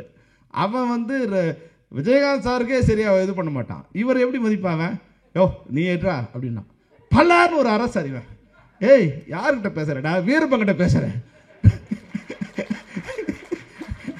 சார். நான் தூரத்துலேருந்து பார்க்குறேன், அவன் வீரப்பானே மாறிட்டான். இந்த சந்திரமுகியில் வந்து எப்படி வந்து ரஜினி சார் சொல்லுவார்ல, அவன் வந்து சந்திரமுகியாவாக மாறிட்டாங்கன்னு, அது மாதிரி இவன் அந்த கெட்டப்பு அது அப்புறம் இவர் வந்து நான் வாட்ச் பண்ணிகிட்டே இருக்கேன். மன்சூர் போகிறது நடக்கிறதெல்லாம் அவனுக்குள்ளே வீரப்பங்கிற ஆவி உள்ளே பூந்துடுச்சு. அவன் மன்சூராகவே இல்லை. அப்போது இவர் தான் சரியான ஆள். நம்ம இது இவருக்கு எதுவுமே தெரியாது, குதிரை ஓட்ட தெரியாது. எப்படி குதிரை அண்ணா ஓட்டுவாண்ணே, ஓகே. இப்போ இவர் ஒரு ஷாட் எடுக்கணும். குதிரையை வந்து பின்னாடிக்கு வச்சுட்டு லோ ஆங்கிளில் அங்கே வந்து கேமரா வச்சுட்டு புஷ்லேருந்து குதிரையை அடித்தா மேலே வரணும், இந்த கேமரா மேலே ஜம்ப் பண்ணணும். சரி, நல்லா ரெடி பண்ணிட்டோம். குதிரை ஓட்ட திரும்ப மன்சூர் அண்ணே நல்லா ஓட்டுவண்ணே, ஓகே. பியூட்டிஃபுல் குதிரை ஒன்று, அது நெப்போலியன் பேர், அதுதான் அவங்ககிட்ட இருக்கிற நல்ல குதிரை. அவங்ககிட்ட கொடுத்துட்டு ரெடி ஸ்டார்ட் கேமரா. இது வந்து 72 ஃப்ரேம்ஸில் எடுக்கணும். கேமரா ஓடுது, ready start camera, action action action. Mansoor வா வா வா. அண்ணே குதிரை வரமாட்டேங்குது. அப்படியா உன்னை நான் வந்து அந்த குதிரை கோவிந்தரா அவரை கூப்பிட்டுறேன். ஏன்னா எனக்கு பயம் என்னன்னா, அப்போலாம் ஃபிலிம் வந்து உங்களுக்கு தெரியும் உயிர் போய்டும். நமக்கு அந்த ஃபிலிம் சுத்த ஆரம்பிச்சோன்னா நமக்கு வந்து ஹார்ட் அட்டாக் வரும். அது வேறு ஹை ஸ்பீட்னா ஜின்னு ஓடும், நமக்கு இப்போ ஏறும். உடனே 2வது ஸ்டார்ட்டு 3வது ஸ்டார்ட்டு 4வது ஒரு இது முடிஞ்ச உடனே அந்த ரீலே முடிஞ்சிடும். ஏன்னா அந்த நமக்கு தேவை வந்து ஒரு 200 அடி. எந்த 200 அடின்னு சொல்ல முடியாது. முதல் போட்ட உடனே அது வந்து சுற்ற ஆரம்பித்த உடனே 200 அடியில் வந்து நிற்கும். அப்புறம் நம்ம ஷார்ட் எடுக்கும்போது 200 அடி இருக்குமா இல்லை, அதை உடனே அது கேனை மாற்றணும். 3 can 4 can 5 can 6 can 7 can sir. ஒரு நாளைக்கு 2000 அடி தான் எனக்கு கொடுப்பாங்க. ஒரு கேனுங்கிறது 400 அடி. இப்போ 7 கேன் வந்து மறுநாள் தான் சேர்த்து முழுங்குறாங்க. உடனே என்ன சொன்னேன், என்ன ஆச்சு இன்னும் வரல. உடனே அந்த குதிரைக்காரனை கூப்பிட்டு கண்ணவனை எடுத்துட்டேன். சரி, அவர் போய் பக்கத்தில் நின்ட்டார். இன்னும் கொஞ்சம் நேங்கச்சு வந்து சொன்னார், சார் எனக்கு குதிரையே ஓட்ட தெரியாது சார். என்னன்னா இந்த குதிரை இப்படி நிற்குது இல்லையா, இந்த ரீத்தை இப்படி பிடிச்சிட்டான். அந்த ரீட் இருக்கு இல்லையா, அந்த ரீடை இழுத்து பிடிச்சிட்டான். அதை விட்டால் தான் முன்னாடி போதும். அதை போட்டு அடி அடி அடி அடித்தா குதிரை வந்து நவர மாட்டேங்குது. எனக்கு சொன்னவனே வந்தது கோவம். கொஞ்சம் லெஃப்ட் அண்ட் ரைட் வாங்கினேன். அப்படியே மூஞ்சிலாம் மனுஷர் எனக்கு கோவம் வந்துடுச்சு. ஏன்னா என்கிட்ட ஃபுட்டேஜ் இல்லை, ஃபிலிம் இல்லை. ஒன்று சரிண்ணே பண்ணுறேண்ணே அப்படின்னு கொஞ்சம் இதாகிடுச்சா. சரி, இப்போ தெரிஞ்சிச்சு, மனுஷருக்கு தெரிஞ்சிச்சு இந்த ரீடை விட்டா குதிரை ஓடுன்னு. அடுத்த இப்போ நாங்கள் திட்டினதெல்லாம் இருக்குல்ல, அடிச்சா இருப்பார் குதிரையை. குதிரை அப்படி பிச்சுட்டு கிளம்புனா குதிரை வந்து நாங்கள் 3 அடியில் வர வச்சோம், குதிரை 5 அடியில் வருது. இவர் 9 அடியில் மேலே பறக்க அப்படி வந்து ரோலாகி வருது. அதாவது எப்படின்னா மன்சூருக்கு வந்து உயிர் இதை பற்றி எதுவுமே இல்லை. அது அந்த பண்ணணும், அது அவ்வளோதான். தெரியாதுன்னு மனுஷன் எதுவுமே சொல்ல மாட்டார். ஆனால் பண்ணிவிடுவேன். அவ்வளோ பிரம்மாண்டமாக பண்ணக்கூடியது. அதனால தான் இன்றைக்கி இப்போ எந்த படம் பண்ணாலும் எப்படி வந்து தனஞ்சயன் சொல்லும்போது கேப்டன் பிரபாகரன் நான் விஞ்சறது இன்னொரு படத்தை அது மீறி எடுக்கிறது எப்படி கஷ்டமோ, மன்சூர் இப்போ 100 படம் நடிப்பார், இன்னும் 100 படம் நடித்தா கூட இந்த வீரபத்திரங்கிற கேரக்டரை தாண்டி இன்னொரு கேரக்டர் அவர் நடிக்கணுங்கிறது ரொம்ப கஷ்டம். அந்த அளவுக்கு உயிரை கொடுத்து அந்த படம் பண்ணோம். அது மாதிரி எல்லாருமே இப்போ சொன்னாங்களே, சரண்யா மேடம் தான் வந்து ஃபஸ்ட்டு ரம்யா கிருஷ்ணன் கேரக்டர் வந்தாங்க. ரம்யா கிருஷ்ணன் அவள் போகலான்னு சொல்லும்போது அவங்க இது மாதிரி சொன்னாங்கல்ல சார், அவங்க சென்டிமெண்ட்டாக எந்த படமும் இல்லை, தெலுங்கில் வந்து அவங்க போட்ட எல்லா படமும் ஃப்ளாப்பு, அதனால் வேண்டாம். அதனால் நாங்கள் சரி சரண்யா மேடம் ஓகேன்னு சொல்லி போயிட்டோம். அவங்க இந்த இதெல்லாம் பார்த்துட்டு அவங்க அந்த காஸ்டியூமுக்கும் எனக்கு அவங்களுக்கு சின்ன கொஞ்சம் மிஸ் அண்டர்ஸ்டாண்டிங் வந்துடுச்சு. அவங்க ஃபுல் இதோடு போட்டு வந்தாங்க. நான் சொன்னேன் இல்லை இது இந்த லம்பாடி கேரக்டர், அதனால் கொஞ்சம் நீ வரைக்கும் தான் இருக்கணும்னா அவங்களுக்கு அதில் வந்தது. அப்புறம் அதுவும் இல்லாமல் அந்த ட்ராவலில் அவங்களுக்கு ஒத்துக்கல, அப்போ இது ஆப்ரேஷன் இருக்குது அப்படின்னு ஒரு நாள் போயிட்டு வரேன்னு போனவங்க தான் அப்புறம் வரல. அதனால் சரி யாரோ ஒருத்தர் எங்களுக்கு வந்து என்னென்னா 90 நாள் ஷெட்யூல், 90 நாளும் எங்கள் கூட இருக்கிற ஒரு பெண்ணு வேணும். அது ஆர்டிஸ்டாக இருந்தாலும் பரவாயில்ல, நியூ ஃபேஸாக இருந்தாலும் பரவாயில்ல, சென்டிமெண்ட்டாக இருந்தால் ஓடின ஹீரோயினோ ஓடாத ஹீரோயினோ யாரோ ஒருத்தர் வேணும் அப்படின்னா அவங்க கூப்பிட்டு வந்தாங்க. அப்போ தான் ரம்யா கிருஷ்ணன் வந்தாங்க. ரம்யா கிருஷ்ணன் வந்தது இந்த படத்துக்கு எவ்வளோ பெரிய ப்ளஸ்ன்னு நீங்கள் பார்த்தீங்கன்னா 35 வருஷம் கழிச்சு கூட அந்த பாட்டு வந்து வரும்போது மக்கள்கிட்ட மிகப்பெரிய ஒரு வெற்றியும் ஆதரவும் இருக்கும்போது உண்மையாக அது கூட வந்து என்னென்னா, நான் அசிஸ்டன்ட் டைரக்டராக இருக்கும்போது அவங்க வந்து ஒரு ஹீரோயின், நான் முதல்ல கிளாப் அடித்தது ரம்யா கிருஷ்ணன் தான். ஃபஸ்ட்டு புது வசந்தன் ஒரு படத்துக்கு அவங்க ஹீரோயின்னு நாங்கள் கிளாப் பண்ணுறோம். அது அப்போது நான் டைரக்டராகி என் படத்தில் நடிக்க வந்து அந்த படம் விடும்போது என்னோட இன்றைக்கி யாராவது சரி இதில் நடித்தவங்களாம் யார் இருக்காங்க சார் இல்லாத போது யாராவது செலிபிரிட்டி இருந்தால் நல்லா இருக்குமேனு சார் கூப்பிட்டேன். அவர் வரனார். இவங்களை வந்து கூப்பிடலாமா வேணாமன்னு அப்புறம் எனக்கு கொஞ்சம் டச் விட்டு போச்சு. நம்ம ஒய்ஃப்கிட்ட சொன்னேன், இல்லை நான் சொல்கிறேன்னு சொல்லி எனக்கு ஒய்ஃப் தான் வந்து ரம்யாவுக்கு பேசணுன்னா இல்லை நான் நிச்சயமாக வரேன் சார், கொஞ்சம் லேட்டாக வரேன், வேறு ஏதோ ப்ரோக்ராம் இருக்குது லேட்டாக வரேன்னாங்க. அந்த வகையில் இன்றைக்கி வந்து 35 வருஷம் கழிச்சாலும் நடித்த அந்த ஒரு நன்றியை மறவாமல் இன்றைக்கி வந்து கலந்துக்கிட்ட அவங்களுக்கும் இந்த நேரத்தில் நன்றி சொல்ல விரும்புகிறேன். அது மாதிரி சரத் சார் அவருக்கு வந்து இந்த அடிபட்டு அவர் பெட்டில் இருக்கார், அவரால் நடிக்கவே முடியாது. அப்போ பார்த்தீங்கன்னா தெரியும் இந்த படங்களில் வந்து நிறைய சீன்ஸ் இந்த கழுத்தில் ஸ்காலர் போன் போட்டு தான் நடித்தார். பரவாயில்ல நான் வந்து நடித்தேன். கேப்டன் சொன்னார் இல்லை சொல்லமணி சரத் எப்போ வராரோ அப்போ தான் அந்த படம், ஏன்னா அவர் 4 நாள் நடிச்சிட்டார். அப்போ சரத் 4 நாள் தான் நடிச்சிருக்காரு, மாற்றிடலாமா அப்படின்னு மற்றவங்க சொல்லும்போது விஜயகாந்த் சொன்னார் ஒரு நடிகை இப்போ தான் 2வது படம் நடிக்கிறாரு, அவர் பாதியில் எடுத்துகிட்டு அவர் லைஃப் இதுவாக போயிடும், நம்ம வந்து ஒரு 2 மாதம் ஷெட்யூல் தள்ளி வச்சு விளையாடும். அதனால தான் இந்த படம் 100வது படம் மாறத்துக்கு இதெல்லாம் ஒரு காரணம். அப்போ வந்து என்னைக்கு சரத்குமார் வராரோ அன்னைக்கு நம்ம எடுத்துக்கலாம் அப்படின்னு சரத்குமார் வரும்போது அந்த காலர் படம் போட்டு நடித்தார். அந்த அவருக்கு ஒரு பாசிட்டிவ் கேரக்டர், அதான் சின்ன கேரக்டர் தான் இருந்தாலும் அவர் அதை பண்ணார். அந்த வகையில் அவருக்கும் எல்லாருமே இது ஒர்க் பண்ண ராஜா முதல்ல ரமேஷ்குமார் தான் இதனோட கேமராமேன். அவருக்கு ஒரு ஒரு 1 வீக்கில் வந்து சின்ன செட் ஆகலை. ராஜராஜன் வந்தார். ராஜராஜன் வந்தது ஒரு வகையில் என்ன ஆச்சுன்னா, அவர் பாலுமகேந்திரா சார்கிட்ட அசிஸ்டண்ட்டாக இருந்ததால் வந்து அந்த க்ரீனை வந்து அவ்வளோ அழகாக எங்கிட்ட நான் ஒர்க் பண்ணதே 2C கேமராவில் தான் நிறைய ஒர்க் பண்ணோம். அந்த 2C கேமராவில் இவ்வளோ அழகாக நீங்கள் வந்து அந்த க்ரீனர் வந்து வேறு யாராக இருந்தாலும் படம் பிடிக்க வச்சு முடியாது. கடவுள் புண்ணியத்தில் அதுவாக மாறினது ராஜராஜன் சார் வந்தது. அது மாதிரி ஆர்டர் JK அந்த மலையிலலாம் வந்து நாங்கள் ஒர்க் பண்ணது சொல்லிகிட்டே இருக்கலாம், நிறைய நேரம் இல்லை, அதனால் வந்து இதை போய் சொல்ல வேறு ஏதாவது நான் இன்டர்வியூ மாதிரி உங்களுக்கு கொடுக்குறேன். நிறைய விஷயங்கள் இருக்குது உங்களோட இந்த படத்தை பற்றி ஷேர் பண்ணுறதுக்கு, விஜயகாந்த் சார் பற்றி ஷேர் பண்ணுறதுக்கு, அதில் நடித்த ஒரு ஆர்டிஸ்ட்டை பற்றி ஷேர் பண்ணுறதுக்கு நிறைய விஷயங்கள் இருக்குது. அதுபோல் நான் இந்த இதுக்கு அனௌன்ஸ் பண்ணும்போது பிரேமலதா அவங்களோட வந்தாங்க. சொன்னேன், நீங்கள் வந்து இதுக்கு வந்தீங்க, தயவுசெய்து ஆடியோ ரிலீஸ் பண்ணும்போது பிரபாகர் நீங்கள் அனுப்பணுன்னு. நிச்சயமாக வந்து அவங்க சொன்னாங்க 3ஆம் தேதி நாங்கள் வந்து டூர் ஆரம்பிக்கிறோம். அப்போ டூர் ஆரம்பிக்கிறதால வந்து இப்போ எலெக்ஷன் இதுங்கிறதால நம்ம மக்களை தேடிங்கிறது இது பண்ணுறோம். அதனால் எங்கே இருக்குன்னு தெரியாது எங்களுக்கு. நாங்கள் நீங்கள் எங்கே இருந்தாலும் விஜய் பிரபாகரனை எங்களுக்கு அனுப்பணுமான்னு சொன்னேன். நிச்சயமாக அனுப்புகிறேன்னு சொன்னாங்க. அந்த வகையில் வந்து பிரபாகரன் வந்து இன்றைக்கி நீ வந்திருக்க ரொம்ப சந்தோஷம். நீ வந்ததுங்கிறது வந்து அப்பா வந்த மாதிரி என்னை பொறுத்த வரைக்கும். ஏன்னா நான் வந்து விஜய் பிரபாகரனை ஒரு குழந்தையாக இது பண்ணி கையில் தூக்கி சின்ன குழந்தையாக எங்கள் இப்போது விஜயகாந்த் சாரோட பெருமை என்னென்னா, சாதாரண குழந்தைகளாக தான் ரோட்டில் அவங்கள நிற்பாங்க. ஏதோ பெரிய ஹீரோவோட நான் விஜய் பிரபாகரன் பிறந்தது ஒரு ஹீரோவோட 100வது படத்துக்கு அப்புறம். இன்றைக்கி ஒரு ஹீரோ 100 படம் நடிச்சிருந்தால் அவங்க வாழ்க்கை தரம் எப்படி இருக்குன்னு நீங்கள் பார்த்துங்க.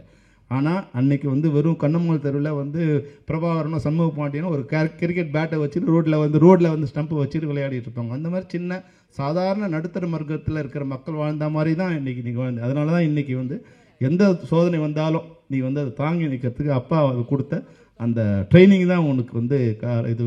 இருந்தாலும் நீ உன்னோட உயரம் இன்னும் நிறைய இருக்குது, நீ எந்த கவலையும் பட வேண்டியதில்லை. ஏன்னா அப்பா சந்திக்காத அவமானமோ தோல்வியோ கிடையாது. இதையெல்லாம் தாண்டி தான் அப்பா ஜெயிச்சார்.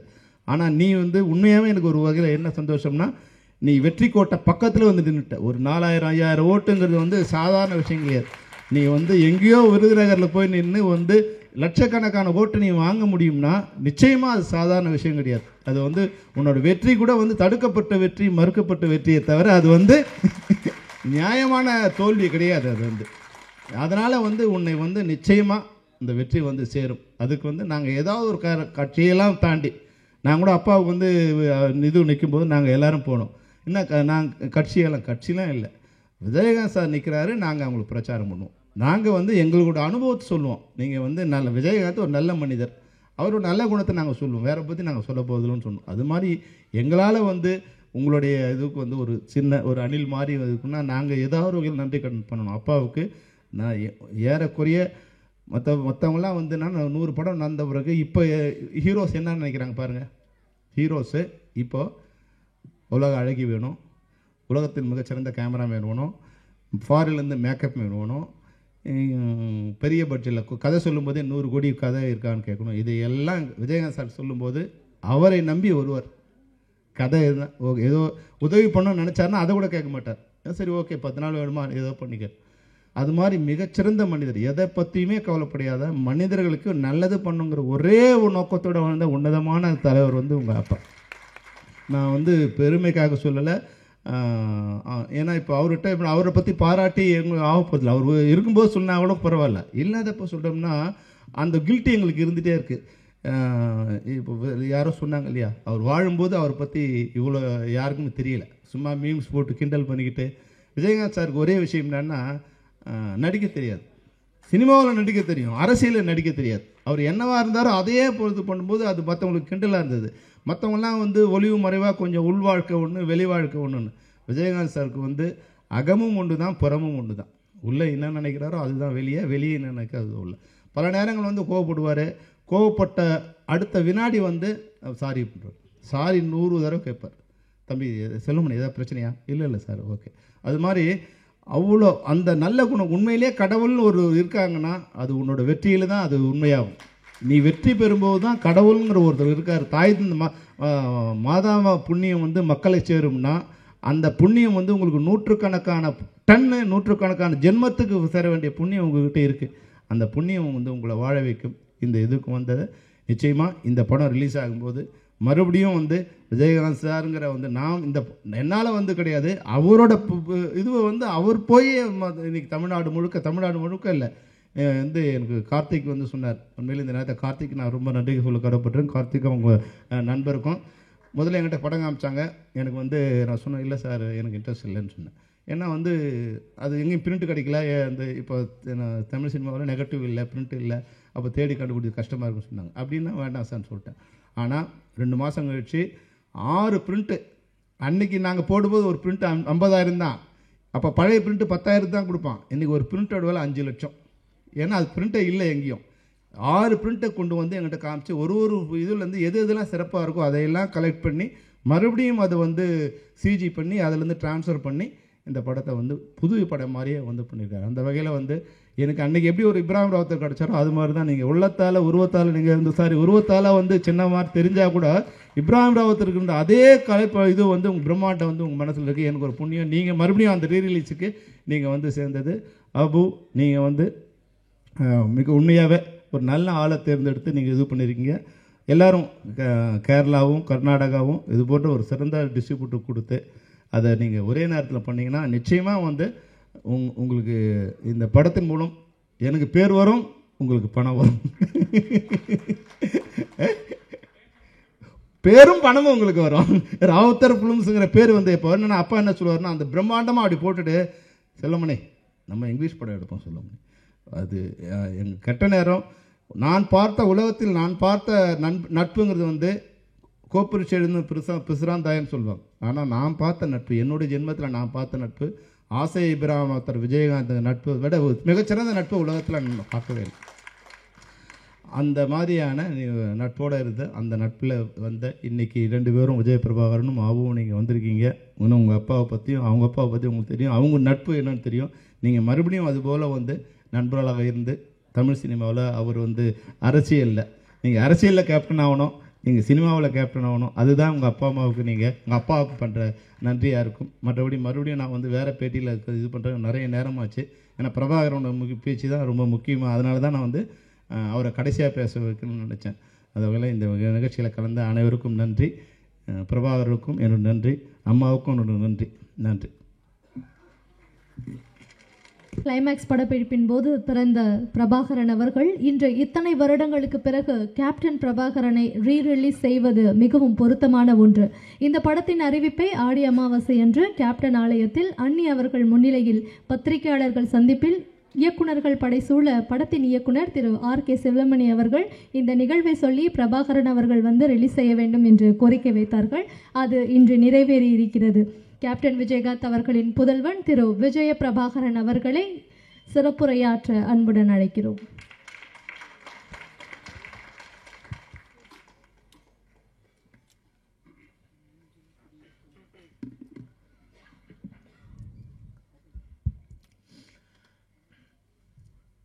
அனைவருக்கும் வணக்கம். கேப்டன் பிரபாகர் இந்த படம் பார்த்தீங்கன்னா உண்மையிலேயே ஒரு தமிழ் சினிமாவில் ஒரு எவர்கிரீன் படம். இன்றைக்கும் ஒரு அசைக்க முடியாத ஒரு டைட்டில். இந்த க்ரூ இருக்காங்கன்னா அது மிகையாகாது. அன்றைக்கி கேப்டனும் சரி, பப்பானா லைக் ராவுத்தர் சாரை வந்து நான் சின்ன வயசுலேருந்து பப்பா அப்படின்னு கூப்பிடுவேன். அது ஏன்னு எனக்கும் தெரியாது, அது பப்பான்னு தான் அவரை நான் கூப்பிடுவேன். அது பாப்பான்றது வந்து சின்ன வயசில் பப்பாவாக மாறிடுச்சு எனக்கு தெரியல, அதனால் அது அப்பான்னு தான் அவரை நான் கூப்பிடுவேன். ஸோ கேப்டனும் ராவுத்தர் வாப்பாவும் 2 பேரும் ஒரு மிகப்பெரிய ஒரு படத்தை உருவாக்குறதுக்கு முக்கியமான காரணமாக இருந்த செல்வமணி சாரும் இந்த நேரத்தை நான் சொல்லிக்கிறேன். இந்த கேப்டன் பிரபாகரன் நீங்கள் பார்த்தீங்கன்னா இது கேப்டனோட 100வது படம். ஆனால் கேப்டன் மறைந்து ரீரிலீஸ் ஆகி இது கேப்டனோட முதல் படமாக நம்ம எல்லாருமே அதை கொண்டாடணும்.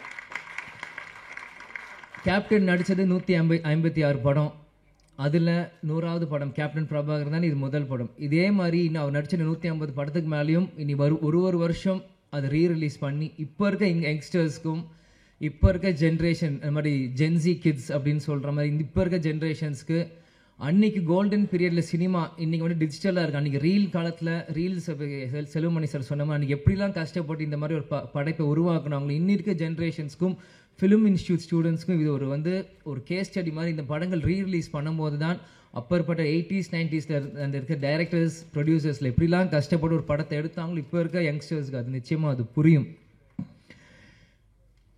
இன்றைக்கி இந்த கமலா சினிமாவிலேருந்து நம்ம பேசிகிட்டு இருக்கோம். வரும்போது முதல்ல அந்த கமலா தேட்டர் ஓனர் வந்து நீங்கள் வெல்கம் டு கமலா அப்படின்னு சொன்னார்.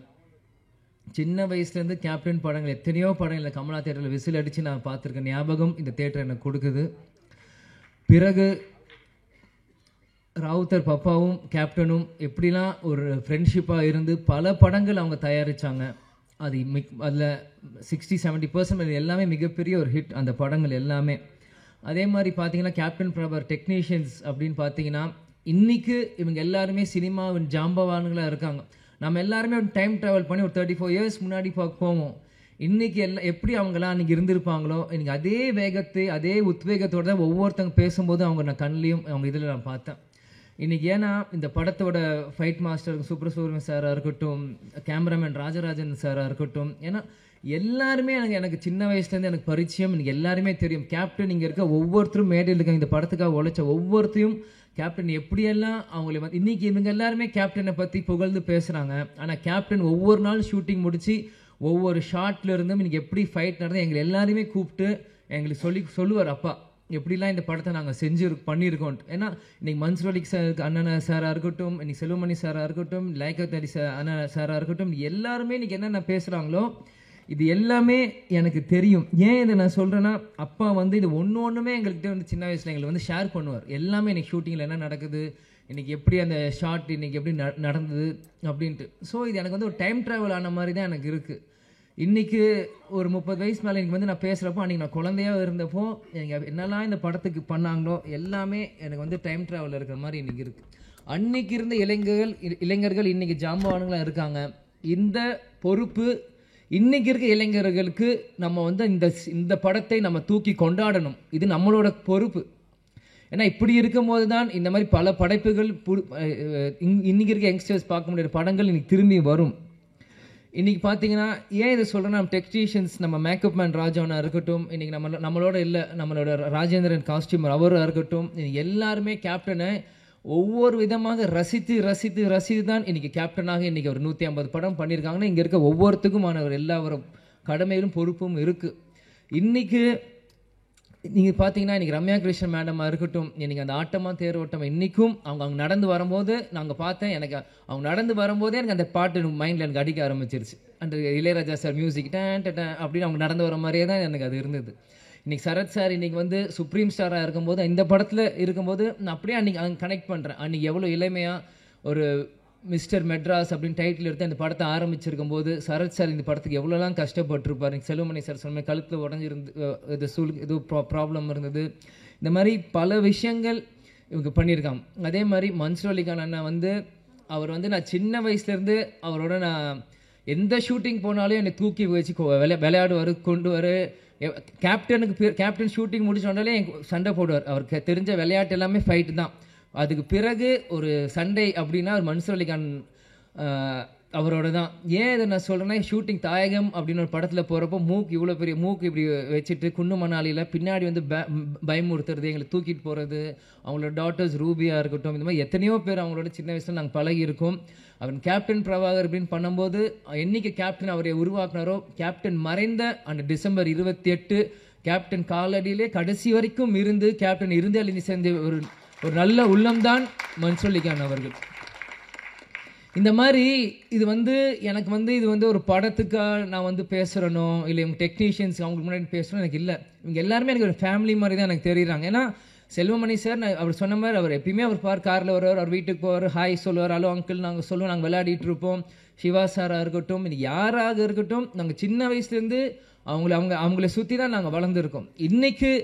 இன்றைக்கி ஒரு அடுத்த ஒரு தலைமுறை வரும்போது என்னை முன்னிலைப்படுத்தி என்னை கொண்டு வரும்போது உண்மையிலே எனக்கு ரொம்ப ஒரு கௌரவமான ஒரு பெருமையான விஷயமா இதை நான் பார்க்குறேன். நிச்சயமாக ஏன்னா நான் எப்பயுமே அப்பா கிட்ட கேட்பேன், எனக்கு எதுக்கு விஜய் பிரபாகரன் பேர் வச்சிங்க, அவனுக்கு சண்முக பாண்டியன் வச்சு. ஏன்னா ஸ்கூலில் எல்லாருமே கேட்பாங்க. அப்போ இருக்கும்போது ஸ்கூலில் படிக்கும்போது what is your father's surname last நேம்ன்றபோது விஜய் பிரபாகர் அப்படின்னு நான் சொல்லுவேன்.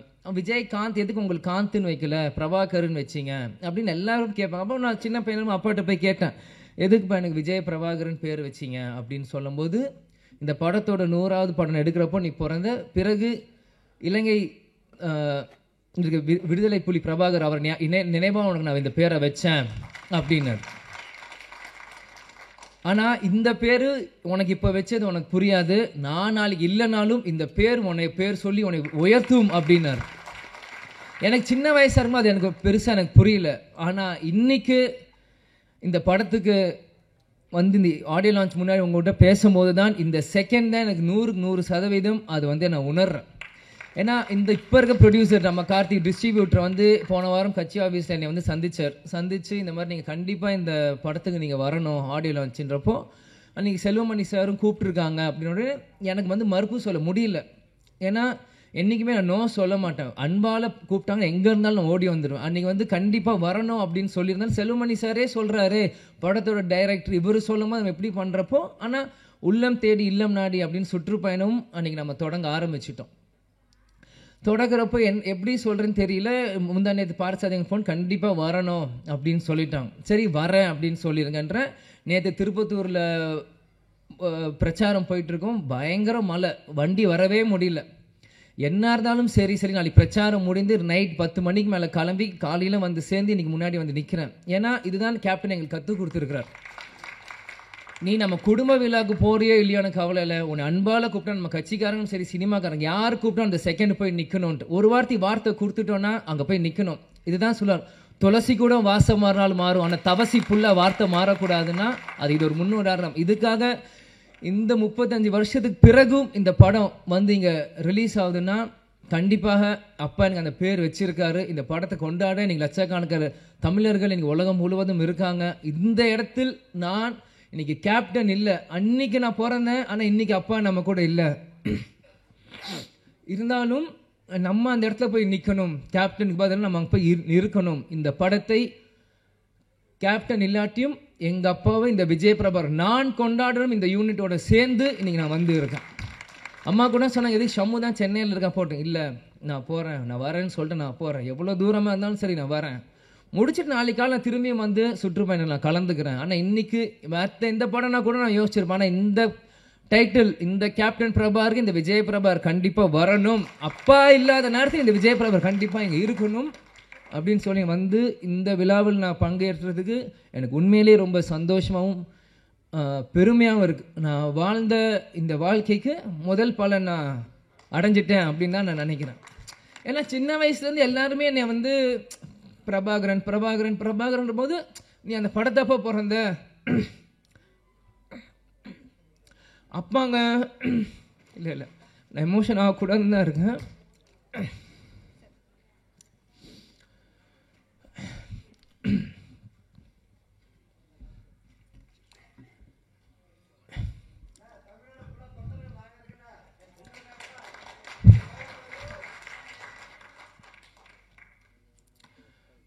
கேப்டன் எங்கேயும் போல நம்மளோட தான் இருக்கார். இவங்க இவ்வளோ நேரம் நம்ம எல்லாரும் பேசினாங்களே, இதுதான் கேப்டன். கேப்டன் எல்லார் உள்ளத்திலையும் இருக்கார்.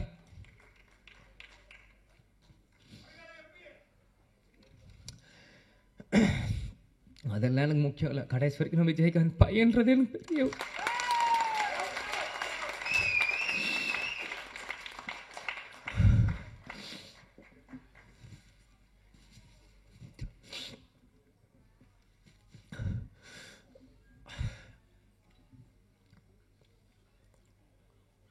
ஏன்னா சிங்கம் புலி என்ன சொன்ன மாதிரி தான் தமிழ்நாடு ஒரு நல்ல தலைவரை இழந்தது.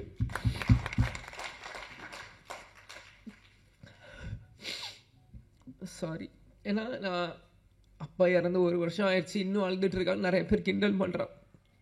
இந்த உயிர் கடைசி செகண்ட் உலகத்தில் இருக்க எங்கள் அப்பாவை நினச்சிட்டே தான் இருப்பேன். எங்கள் அப்பாவை நினச்சி தினந்தோறும் நான் அழுவேன்.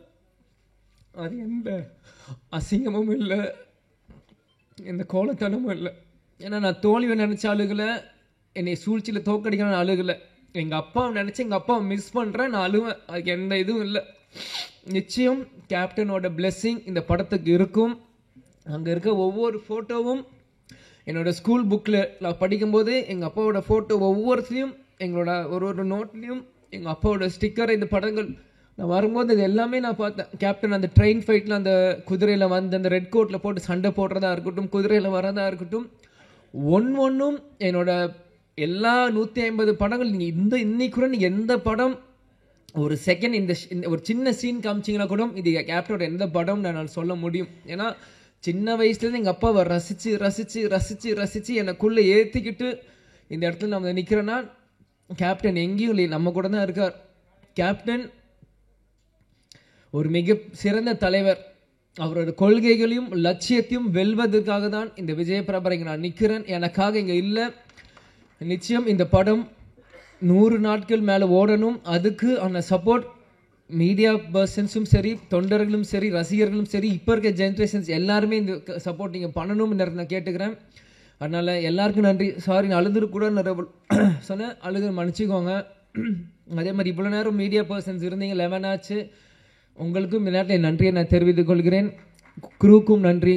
நன்றி, வணக்கம், தேங்க்யூ.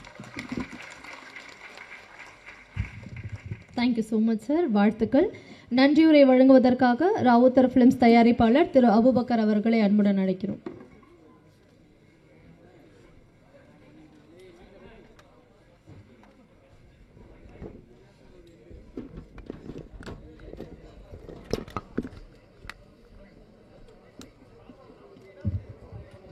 வணக்கம்.